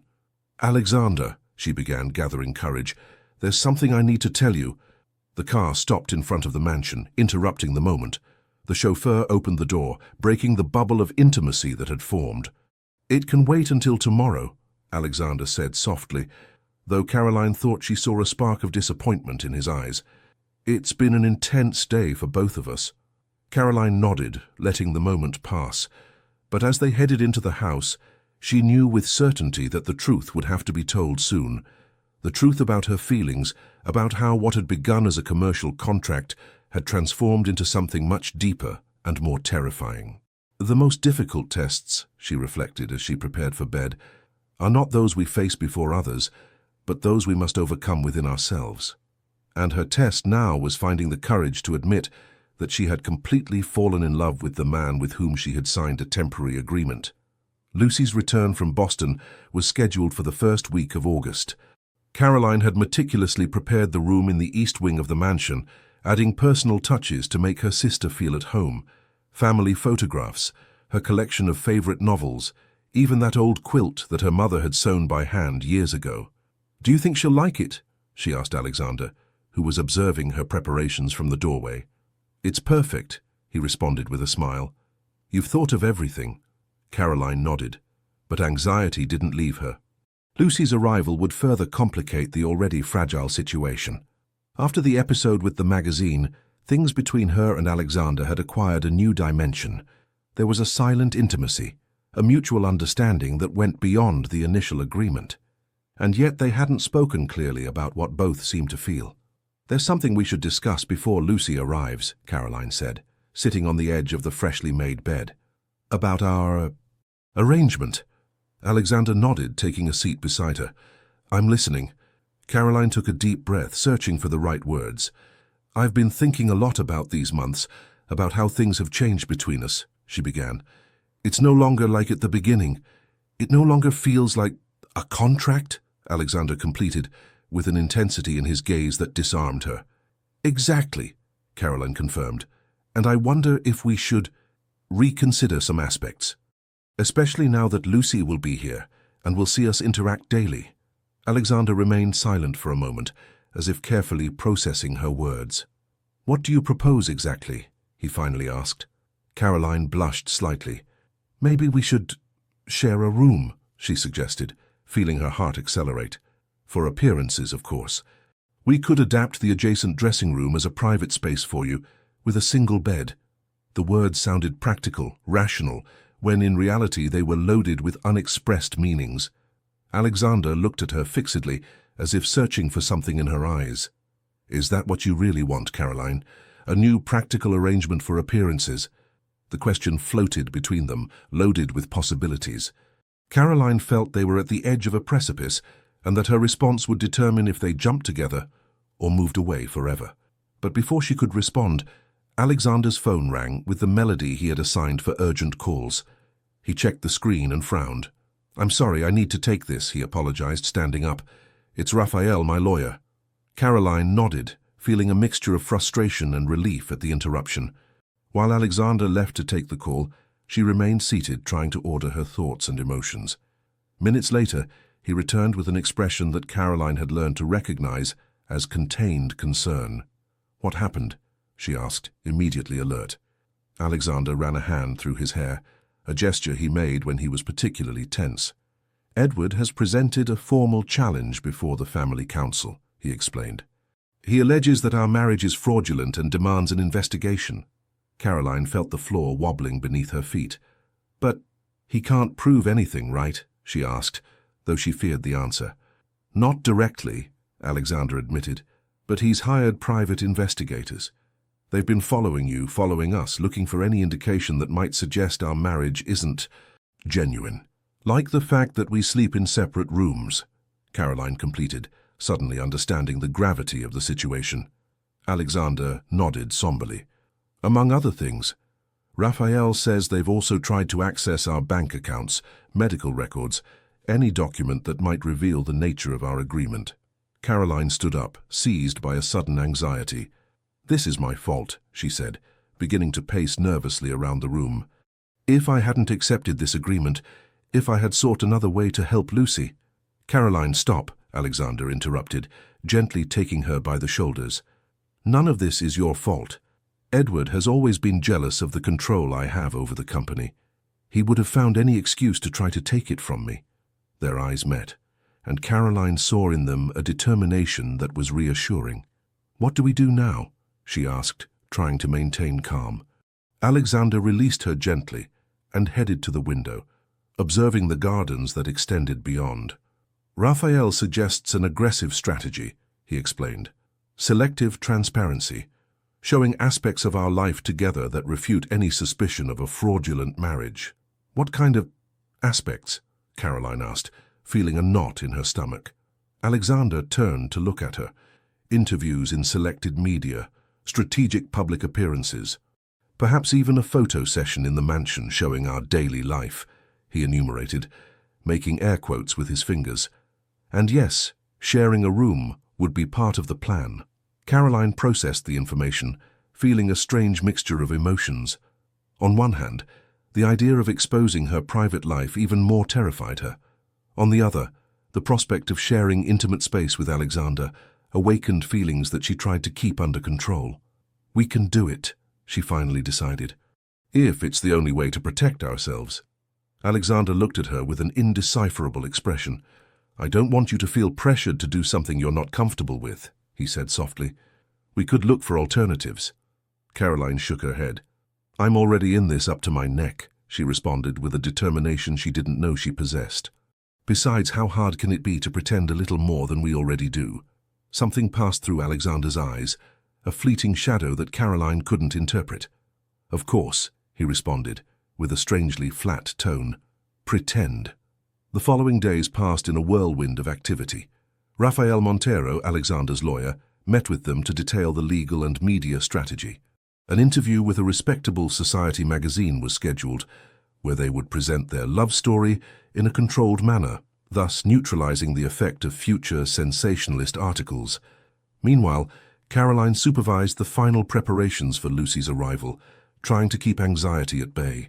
The master bedroom had been reorganized to accommodate both of them, with a workspace for Alexander and a reading corner for Caroline. At first glance, it looked like the suite of a perfectly established couple.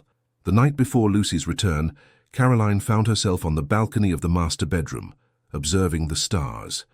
Alexander joined her, offering her a glass of wine. To new beginnings, he toasted, gently clinking his glass against hers. Caroline smiled, grateful for the gesture. To new beginnings, she repeated, taking a small sip. They remained silent for a few minutes, enjoying the tranquility of the summer night. Caroline, Alexander finally said, with a voice so soft it almost seemed vulnerable. Yes? There's something I've never asked you in all these months, he began, looking at the horizon instead of at her. Do you regret having accepted my proposal? The question took her by surprise. Caroline reflected for a few moments before responding. No, she finally said, with absolute sincerity. I don't regret it. Lucy is healthy thanks to it, and I've discovered parts of myself that I didn't know existed. Alexander looked at her then, with an intensity that took her breath away. And if the contract hadn't existed, he asked, taking a step toward her, if we had met in another way, do you think we would have? He didn't finish the question, but Caroline perfectly understood what he meant to say. Would they have come to feel what they now felt for each other? I don't know, she responded with honesty.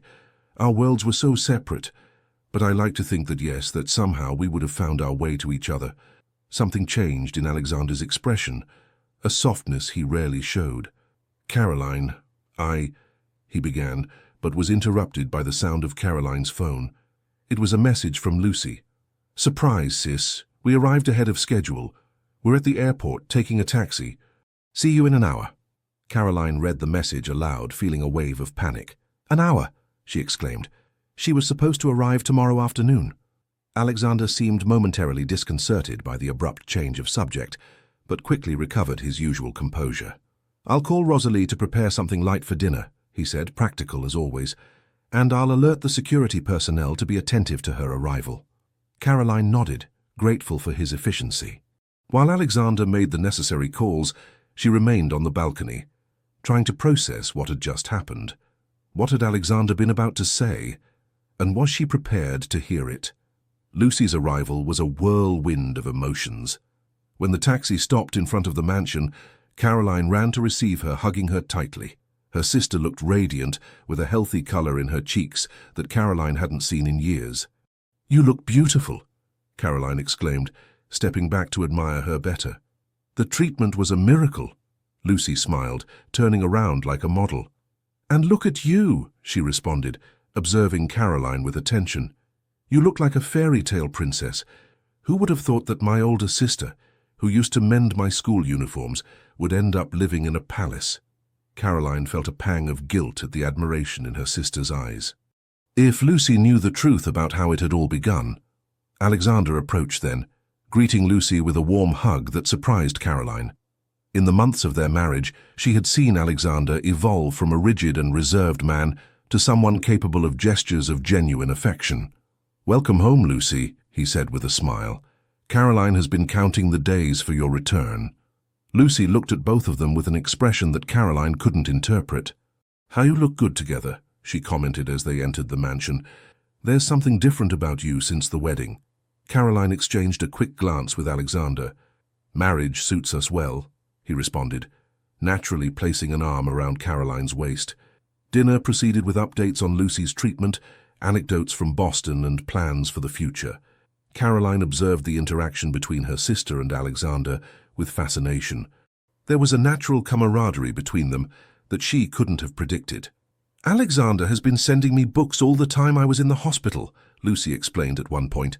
"He always knew exactly what I needed to read, depending on how I was feeling." Caroline looked at Alexander with surprise. He had never mentioned this detail. "I remembered you mentioned that your sister loved to read," he explained, as if it weren't important. "I thought it would help her pass the time during treatment." This small gesture, this act of silent kindness, hit Caroline with unexpected force. How many other things had Alexander done without seeking recognition or gratitude? After dinner, as they showed Lucy to her room, Caroline noticed that her sister seemed especially observant, almost analytical. "Is something wrong?" she asked when Alexander excused himself to take a call. Lucy sat on the bed, observing Caroline with a serious expression. "There's something I need to confess to you," she said, taking her sister's hands. "Something I've been keeping since before going to Boston." Caroline felt a chill of apprehension. "What is it? Is it about your health?" she asked, fearing the worst. Lucy shook her head. "It's about Alexander and you," she responded, gently squeezing her hands. "I know the truth, Caroline. I know your marriage began as an agreement." Caroline felt the world stopping. How was it possible? They had been so careful. "How?" was all she could articulate. "The night before the wedding," Lucy explained in a soft voice. "I went back to the apartment to get some things and found you asleep on the table, with papers scattered. One of them was a copy of the contract." Caroline closed her eyes, remembering that frantic night of preparations, the extreme fatigue, the documents she obsessively reviewed. "Why didn't you say anything?" she asked, feeling tears accumulating behind her eyelids. Lucy squeezed her hands more firmly. "Because I understood why you were doing it," she responded with simplicity. "You were sacrificing yourself for me, as you've always done. And I decided that the least I could do was not add more weight to you by pretending I didn't know anything." Caroline opened her eyes, finding herself with her sister's understanding gaze. "I'm sorry," she whispered. "I'm sorry I lied to you." "You don't need to apologize," Lucy assured. "But there's something you should know." She made a significant pause. "I've seen how he looks at you when you think you're not looking, and how you look at him. That's not part of any contract, Caroline." Lucy's words resonated deeply with Caroline. Could it be possible that what had begun as a farce had transformed into something real for both? "I don't know what to do, Lucy," she admitted, finally allowing herself vulnerability. "The contract ends in less than 4 months, and after—" "Have you asked him what he wants?" Lucy interrupted. "Or have you assumed that for him everything is still a business agreement?" Caroline remained silent, recognizing that, effectively, she had avoided that crucial conversation, fearful of the response. "Talk to him," Lucy advised, embracing her sister. "Life is too short to waste it on fears and uncertainties." "Believe me, I know that better than anyone." That night, when Caroline entered the master bedroom that she now shared with Alexander, she found him seated at the small desk, working on his laptop. Dressed in a simple t-shirt and cotton pants, he seemed more accessible, more human than the impeccable executive she had met months ago. "Lucy is settled in," she informed, closing the door behind her. "She seems delighted with her room." Alexander nodded, closing the laptop. "I'm glad. She deserves all the comforts after what she's been through." Caroline sat on the edge of the bed, gathering courage. "There's something I need to tell you," she began, with her heart pounding in her chest. "Lucy knows the truth. About our agreement." Alexander visibly tensed. "How did she find out?" he asked, his professional tone returning instantly. Caroline briefly explained the incident with the contract. "She's known since before the wedding," she concluded. "And she's kept the secret all this time." Alexander processed the information in silence. "Are you worried the information might leak?" he finally asked. Caroline looked at him surprised. "No, absolutely not. I fully trust Lucy," she responded. "But her discovery made me think about us, about what's changed since we signed that contract." Alexander slowly rose from his chair and approached the window, partially giving her his back. "And what exactly has changed, Caroline?" he asked, with a voice so controlled that it was impossible to discern his emotions. Caroline stood up as well, feeling that this moment required standing, facing whatever came. "Everything," she responded simply. "At the beginning it was just an agreement. You needed a wife to comply with the clause in the will. I needed money for Lucy's treatment. It was a transaction clear and defined." She paused, observing Alexander's rigid back, wishing he would turn so she could see his expression. "But now," she continued, her voice breaking slightly, "now, when I see you enter a room, my heart accelerates. When we share a private joke, I feel like I could burst with happiness. When we work together on some problem, like with the Horizon project, I feel there's nothing we can't achieve." Alexander remained motionless, his silhouette outlined against the window. "What I'm trying to say," Caroline concluded, closing her eyes to gather the final courage, "is that I've fallen in love with you, Alexander, not with the man with whom I signed a contract, but with the man I've come to know in these months." The silence that followed seemed to extend eternally. When Caroline opened her eyes, Alexander had turned and was looking at her with an expression she couldn't decipher. "Say something, please," she asked, feeling that each second of silence was a small death. Alexander took a step toward her, and then another, until he was at arm's length. "Do you remember what I was about to tell you on the balcony before Lucy sent her message?" he asked, his voice strangely hoarse. Caroline nodded, not trusting her voice to speak. "I was going to tell you that I've been looking for weeks for a way to annul our contract," he confessed, causing a pang of pain in Caroline. "Not because I want to end our marriage, but because I can't bear the idea that what we feel is limited by a legal expiration date." Caroline looked at him confused, trying to process his words. "What we feel," she repeated, barely daring to hope. Alexander closed the distance between them, gently taking her face in his hands. "Caroline Sanders," he said with a firm but emotion-laden voice, "I've completely fallen in love with you, with your strength, your integrity, with the way you never surrender to anything or anyone, and the idea that in 4 months you could walk out of my life because a paper stipulates it is unbearable to me." Tears began to fall freely down Caroline's cheeks, tears of relief, of happiness, of all the emotions contained for months. "So what do we do?" she asked, placing her hands over his. "I propose a new agreement," Alexander responded with a small smile. "One without an end date. One based not on practical necessities, but on what we truly feel for each other." And then, as if to seal this new unwritten pact, Alexander leaned in and kissed Caroline for the first time. Her kiss that wasn't part of any act, of any strategy, but the purest expression of true feelings that had silently grown over months, like stubborn flowers that find a way to bloom even in the most unlikely terrain. Revealed secrets, Caroline would think later, nestled in Alexander's arms, sometimes aren't the end of a story, but the true beginning of a much more beautiful one. September arrived with airs of change. The leaves of the trees surrounding the mansion were beginning to acquire golden tones, and the mornings dawned with a fresh mist that slowly dissipated under the sun. Caroline observed these changes from the terrace of the bedroom she now fully shared with Alexander, not out of necessity to maintain appearances, but by choice. The last weeks had been the happiest she could remember, building a relationship based on authentic feelings and not on contractual clauses.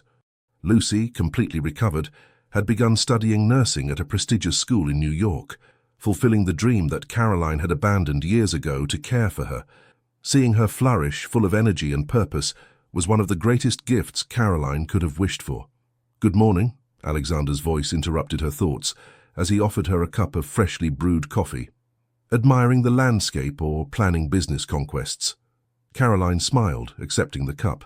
Since she had demonstrated her talent with the Horizon project, Alexander had proposed that she work with him on some aspects of the company, valuing her unique perspective and extraordinary intuition for business. "A bit of both," she responded, making room for him to sit beside her. "I was thinking about that social housing initiative we discussed." Alexander nodded, suddenly serious. "I've been researching. The land in Queens would be perfect, and we could adapt it to the new sustainable construction model we developed for Horizon."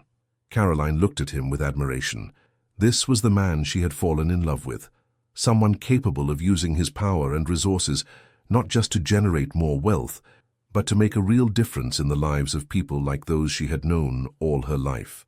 They were immersed in an animated discussion about project details when Rosalie appeared on the terrace with a grave expression.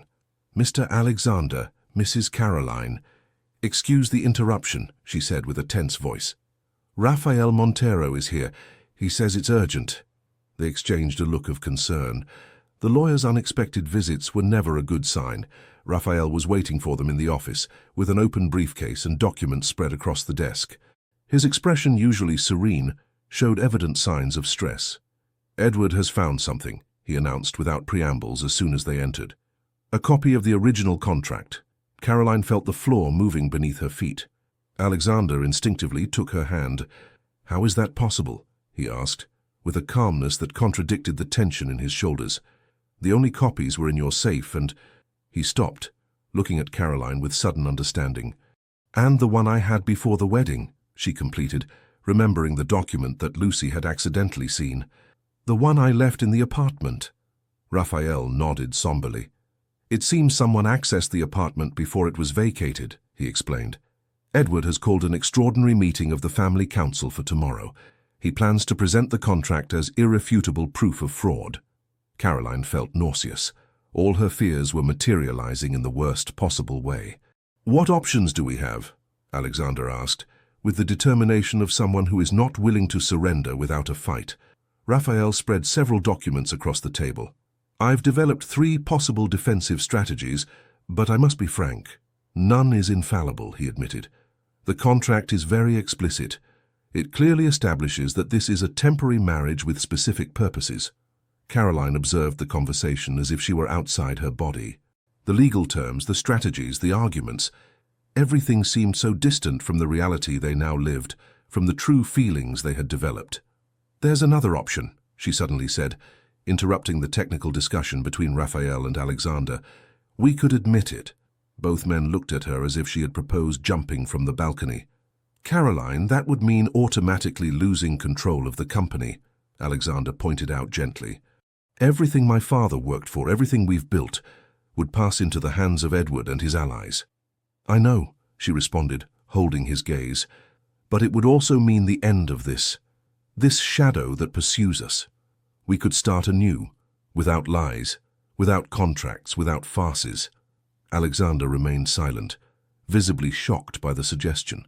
Raphael uncomfortably cleared his throat. "Perhaps I should leave you to discuss this in private," he suggested, collecting some documents. "I'll return this afternoon to finalize the strategy, whatever the decision." When they were alone, a heavy silence settled between them.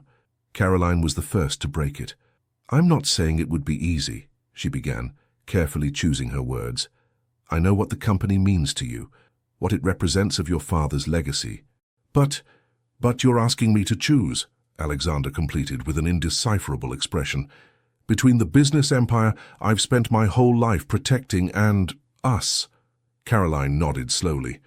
"I suppose so, though I didn't frame it that way in my mind," she admitted. "I just thought that perhaps the truth, as painful as it might initially be, would free us to build something genuine, without shadows." Alexander approached the window, partially giving her his back, his figure silhouetted against the morning light. Caroline could see the internal battle being waged in the tension of his shoulders, in the way his hands clenched into fists and then relaxed. "For years," he began with a distant voice, "I believed my worth was completely tied to the company, that I was the Martin Group, and the Martin Group was me. My father taught me to sacrifice everything for the business. Time, relationships, even principles sometimes. He turned to look at her, and Caroline saw a vulnerability in his eyes that he rarely showed. "And then you appeared," he continued, with a sad smile. "A woman who valued integrity above convenience, loyalty above benefit, who saw beyond the surname and the bank account." He took a few steps toward her, taking her hands in his. "For the first time in my life, you're offering me the possibility of being simply Alexander, not the heir, not the CEO, not the custodian of an empire, just a man who can choose his own path." Caroline felt tears forming in her eyes. "But it's a lot to ask," she whispered. "Your entire life is intertwined with the company." "My entire life is changing," he responded with surprising serenity. "Perhaps it's time for my priorities to change as well." Before Caroline could respond, Alexander's phone rang with the melody he had reserved for Victoria. The call was brief, but Alexander's face completely transformed during it. "My mother wants to see us," he announced upon hanging up. "Now. She says it's about Edward and the contract." Half an hour later, they entered Victoria's elegant house in the Upper East Side. The woman awaited them in the living room, impeccably dressed as always, though Caroline noticed signs of tension in her usually serene face. "Edward visited me this morning," she announced without preambles after the initial greetings. "Very satisfied with himself, I must add. He came to personally inform me of his discovery before tomorrow's meeting." Alexander clenched his jaw. "What did he tell you exactly?" Victoria made a disdainful gesture with her hand. "The predictable, that your marriage was a farce, that he had proof, that justice would finally be done," she recounted with disgust. "What surprises me is that he believed this would displease me." Caroline and Alexander exchanged confused looks. "You're not disappointed?" Caroline asked timidly. Victoria looked at her with an expression that seemed almost affectionate. "Dear, I am a woman who married for convenience with a promising businessman, but without connections," she responded with surprising frankness. "Initially, it was a practical arrangement. I provided the surname and social contacts. Anthony provided the vision and ambition." She paused, taking a sip of tea. "What Edward doesn't understand, what he has never understood, is that beginnings don't determine endings," she continued. "Anthony and I developed a deep love over the years, a love based on respect, mutual admiration, companionship." Her eyes, so similar to Alexander's, fixed on Caroline. "And I've seen the same process in you too," she added softly. "Whatever the initial agreement was, what exists now between you is real. Anyone with eyes can see it." Caroline felt that tears threatened to overflow, that Victoria, who had initially regarded her with such wariness, now validated her feelings, meant more than she could express. "But that doesn't change the legal reality," Alexander pointed out, "always practical. The contract exists and Edward will use it against us tomorrow." Victoria smiled then, with an expression that Caroline could only describe as cunning. "That depends on which contract he presents," she said enigmatically, rising to head to an antique secretary desk of dark wood. She extracted a sealed envelope and placed it on the table. "Anthony was always foresighted," she explained, caressing the envelope with nostalgia. "And he knew his nephew Edward well. He knew he would try anything to take control if the opportunity presented itself." She opened the envelope and extracted a document that she handed to Alexander. "It's an additional clause to the will," Victoria explained. "It establishes that, in case of any dispute about the validity of the marriage required to inherit, the final decision rests exclusively with the surviving spouse, not the family council." Alexander reviewed the document with growing incredulity. "You knew about this all this time?" he asked, between surprised and relieved. "Of course," Victoria confirmed with dignity. "But I needed to be sure that Caroline was right for you, contract or no contract."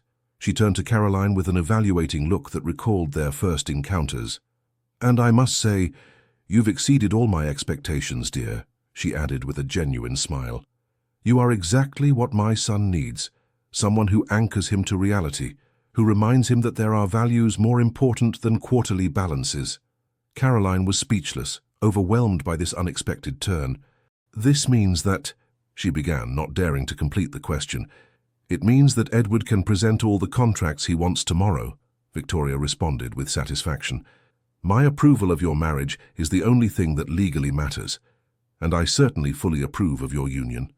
Alexander hugged his mother with an emotion uncharacteristic of him. "Thank you," he murmured, with a slightly broken voice. "Not just for this, but for seeing what I didn't see at the beginning." Victoria gently patted his back. "Parents sometimes see what children can't see," she responded simply. "It's our job." Back home, in the privacy of the car, Alexander and Caroline processed what had happened in a reflective silence. "It's almost unreal," Caroline finally commented. "A few hours ago, we were facing the loss of everything, and now we have a legal solution," Alexander completed. "But that doesn't change the conversation we were having before my mother's call." Caroline looked at him curiously. "What do you mean?" Alexander took her hand, intertwining his fingers with hers. "That I was seriously considering your proposal," he explained. "Giving up the company, starting anew, free of all this weight." Caroline looked at him astonished. "But it's everything you've known, what you've worked for, and it will still be there," Alexander interrupted gently. "But perhaps it doesn't need to be the center of my life. Maybe I can delegate more, restructure my role." He paused as if ordering his thoughts. "These months with you have shown me that there's more to life than contracts, acquisitions, and board meetings," he continued. "I've discovered parts of myself that I had forgotten or suppressed. My passion for music, my interest in social projects, my capacity to laugh without calculating the benefit." Caroline felt that her heart could burst with happiness. "What are you saying exactly?" she asked, needing absolute clarity. Alexander looked at her with an intensity that took her breath away. "I'm saying that, even with the legal protection my mother has provided us, I want to make changes," he responded firmly. "I want to restructure my life so that you are the center, not the company. I want us to develop together that social housing project we've been discussing. I want to create a foundation that provides education and opportunities to young people from disadvantaged backgrounds." He paused, bringing Caroline's hand to his lips to kiss it softly. "And above all, I want to renew our marriage vows," he added with a smile. "This time without contracts, without conditions, just two people who love each other and choose to be together for the right reasons." Caroline felt that tears flowed freely down her cheeks, but for the first time in a long time, they were tears of pure joy. "I would love to renew our vows," she accepted, her heart overflowing with happiness. As the car advanced through the streets of New York, under a sky that was beginning to be tinged with the colors of dusk, Caroline thought about the extraordinary journey she had embarked on since that day when Alexander had surprised her cleaning his office with an indecent proposal. A journey that had begun as a commercial transaction and had transformed into the most beautiful love story she could ever have imagined. The most important decisions, she reflected as she rested her head on Alexander's shoulder, are not those we make with the head calculating benefits, but those we make with the heart recognizing truths that cannot be expressed in numbers or captured in contracts. Exactly 1 year had passed since that day when Caroline Sanders had entered Alexander Martin's office, cleaning cloth in hand, to find herself with a proposal that would change her life forever. Today, under the spring sun of October, in the same gardens where their first wedding had been celebrated, she was preparing for a much more significant event, the renewal of their vows. This time there was no accredited press, no strategically invited businessmen, no ostentatious displays of wealth. Just an intimate circle of people who truly mattered. Lucy, radiant and healthy. Victoria, surprisingly relaxed and maternal. Rosalie, who had left her uniform for an elegant blue ensemble, and a handful of true friends who had known the complete journey of their relationship. Caroline looked at herself in the mirror of the room that had been designated as her dressing room for the occasion. The dress she had chosen wasn't the elaborate high-fashion design of her first wedding, but a simple silk model in ivory color, more in accordance with her true personality. Lucy entered the room, beautiful in her bridesmaid dress in peach tone. "You look gorgeous, sis," she commented, delicately adjusting the simple veil. "And most importantly, you look happy, genuinely happy." Caroline smiled, recognizing the truth in her words. "I am," she confirmed. "I never imagined that life could take such an extraordinary turn." Lucy hugged her tightly. "You deserve it more than anyone," she whispered. "After all you've sacrificed for me, it's finally your moment to receive." A soft knock on the door interrupted the emotional moment. To Caroline's surprise, it was Victoria who entered, elegantly dressed in pastel tones. "May I have a moment alone with the bride?" she asked, with a softness in her voice that contrasted with her usual authoritative tone. Lucy nodded, discreetly exiting after winking at her sister. Victoria approached Caroline, evaluating her with that penetrating gaze so characteristic of her. "Perfect," she finally declared with approval.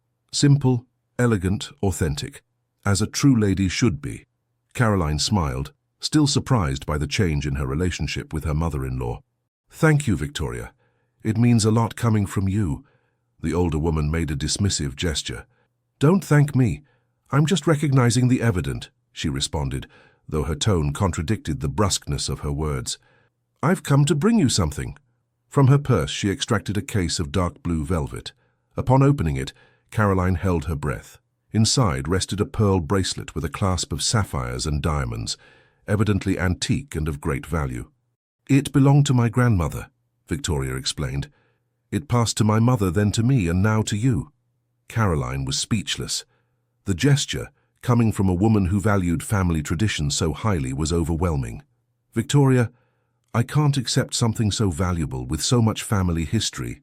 "Precisely because of that you must accept it," the woman interrupted firmly, "because now you are part of this family, not by a contract nor by convenience, but through love, the same type of love that Anthony and I built over the years." With delicacy, she took the bracelet and placed it on Caroline's wrist. "My son has changed since you entered his life," she continued, adjusting the clasp. "He has recovered that humanity, that warmth that I feared he would lose in the ruthless business world. He resembles more the man his father would have wanted him to be." Caroline felt a knot in her throat. "He has also changed me," she admitted. "He has taught me to dream bigger, not to let myself be limited by my origin or my circumstances." Victoria nodded, visibly moved though she struggled to maintain her composure. "That's how a marriage should be," she declared. "Two people who elevate each other, who are better together than apart." Surprising Caroline, she briefly embraced her before heading to the door. "We're waiting for you in the garden," she said before leaving. "Don't take too long or Alexander will think you've run off with the gardener." Caroline laughed at the unexpected joke, grateful for this moment of connection with the woman who had once regarded her with such wariness. The gardens were transformed with a simple but elegant decoration. An arch of wildflowers marked the place where the ceremony would take place, and white wooden chairs formed a small, intimate semicircle. There was no orchestra, just a string quartet that softly interpreted classical melodies. When Caroline appeared on the path leading to the improvised altar, all conversations ceased. Alexander, who awaited her under the flower arch, looked at her with an expression of absolute adoration that made her heart race. Dressed in a dark blue suit and a white shirt without a tie, he seemed younger and more relaxed than ever. Unlike her first wedding, Caroline walked alone to the altar, not because she had no one to give her away, but because she herself had chosen this symbolism. She advanced toward Alexander by her own decision, free and conscious, without mediations or formalities. When she reached his side, Alexander took her hands, visibly moved. "You look stunning," he whispered. "And you look happy," she responded, noting the serenity on his face. "I've never been happier," he confirmed with simplicity. The ceremony, officiated by a close friend with civil license, was brief but deeply emotional. When the time for vows came, Alexander was the first to speak. "Caroline," he began, with a clear voice that resonated with sincerity, "when we met, I thought I was making another business deal. Efficient, practical, with clearly defined mutual benefits." He paused, smiling at the memories. "I never imagined I would be signing the most important contract of my life, one whose invisible clauses would completely transform my existence." He gently squeezed her hands before continuing. "You taught me that true wealth isn't in bank accounts or buildings with my name, but in the capacity to see the world through compassionate eyes, to value integrity above profit, to find beauty in simplicity." His voice broke slightly. "You returned to me a humanity I had forgotten I possessed." With delicacy, he took a ring from his pocket, different from the ostentatious diamond of the first ceremony. It was a gold band with small embedded sapphires, elegant but without pretensions. "With this ring I promise you not a temporary contract but a lifetime commitment," he declared, sliding it onto her finger. "I promise to be companion, friend, and lover." I promise to always remember that our story didn't begin with perfection but with honesty, and that this honesty will always be the foundation of our future." Caroline's eyes shone with contained tears when her turn came. "Alexander," she began, with a firm voice despite the emotion, "I entered your life with a cleaning cloth in my hand and the weight of the world on my shoulders. I accepted your proposal out of necessity, believing it was just a means to an end." She smiled through the tears that began to fall. "But destiny had other plans for us." She took a breath before continuing. "In these months, I've discovered the man behind the surname, the boy who played piano in secret, the son who honors his father's legacy but has the courage to forge his own path." Her voice grew stronger. "I've discovered someone who sees my origin not as a shame, but as a strength, who values my perspective precisely because it's different from his own." She then took out a simple but beautiful ring, a platinum band with an interior engraving that only they would know. "With this ring, I promise to accompany you in the new life we are building together," she said, placing it on his finger. "I promise to always be authentic, to remind you of what truly matters when the business world tries to absorb you, and to love you with the same intensity both in palaces and in shacks." Alexander smiled at this reference to conversations they had had about simplifying their lives, about finding a balance between the luxury he was accustomed to and the authenticity she valued. When the officiant declared them husband and wife, for the second time but with a completely different meaning, their kiss was received with applause and some tears of emotion among those present. It wasn't the calculated and measured kiss of their first ceremony, but one full of sincere promises and true love. The celebration that followed was as different from the original ostentatious reception as could be imagined. Round tables informally arranged in the garden, delicious food without pretensions, music that invited dancing without rigid protocols. At one point in the afternoon, as Caroline conversed with Lucy and some friends, she noticed that Alexander had slightly separated from the group, observing the scene with a thoughtful expression. She excused herself and approached him. "Everything okay?" she asked, linking her arm with his. Alexander smiled, softly kissing her temple. "Better than okay," he assured. "I was just thinking about how different these two celebrations are, and how the one that seems simpler is infinitely more meaningful." Caroline nodded, understanding perfectly. "The first was for others," she commented. "This one is for us." "Exactly," he confirmed, embracing her by the waist, "and there's something else I wanted to show you. Will you come with me for a moment?" Intrigued, Caroline followed him to a more secluded part of the garden, where a small glass greenhouse that she had never noticed before gleamed under the afternoon light. Upon entering, Caroline held her breath. The space was filled with carefully arranged plants, with a small desk in a corner and a work table in the center. "What is this?" she asked, surveying the cozy space with her gaze. "Your new office," Alexander responded with a smile. "Or studio, or refuge, or whatever you want to call it. A space of your own where you can develop that support project for vulnerable women you've told me about." Caroline explored the place, moved to discover personalized details. Shelves with some of her favorite books, photographs of her family, even that old jewelry box of her mother's that she believed lost in the movie. "How?" she began, overwhelmed by the consideration behind the gift. "Lucy helped me with the personal details," Alexander explained, "and the rest was Victoria's idea, surprisingly. She said every woman needs a room of one's own." Caroline recognized the literary reference, surprised again by the layers she was discovering in her once fearsome mother-in-law. "It's perfect," she whispered, deeply moved by the symbolism of the gift. A space to grow, to build, to dream. Alexander embraced her from behind, resting his chin on her shoulder. "It's like our marriage," he murmured near her ear. "A space where both of us can grow, no longer limited by contracts or expectations, but inspired by infinite possibilities." Caroline turned in his arms to look at him directly. "You know, when I was cleaning offices, I sometimes wondered what it would be like to have my own office, to make important decisions, to be seen and heard," she confessed. "I never imagined I would reach this point by such an unusual path." Alexander gently caressed her cheek.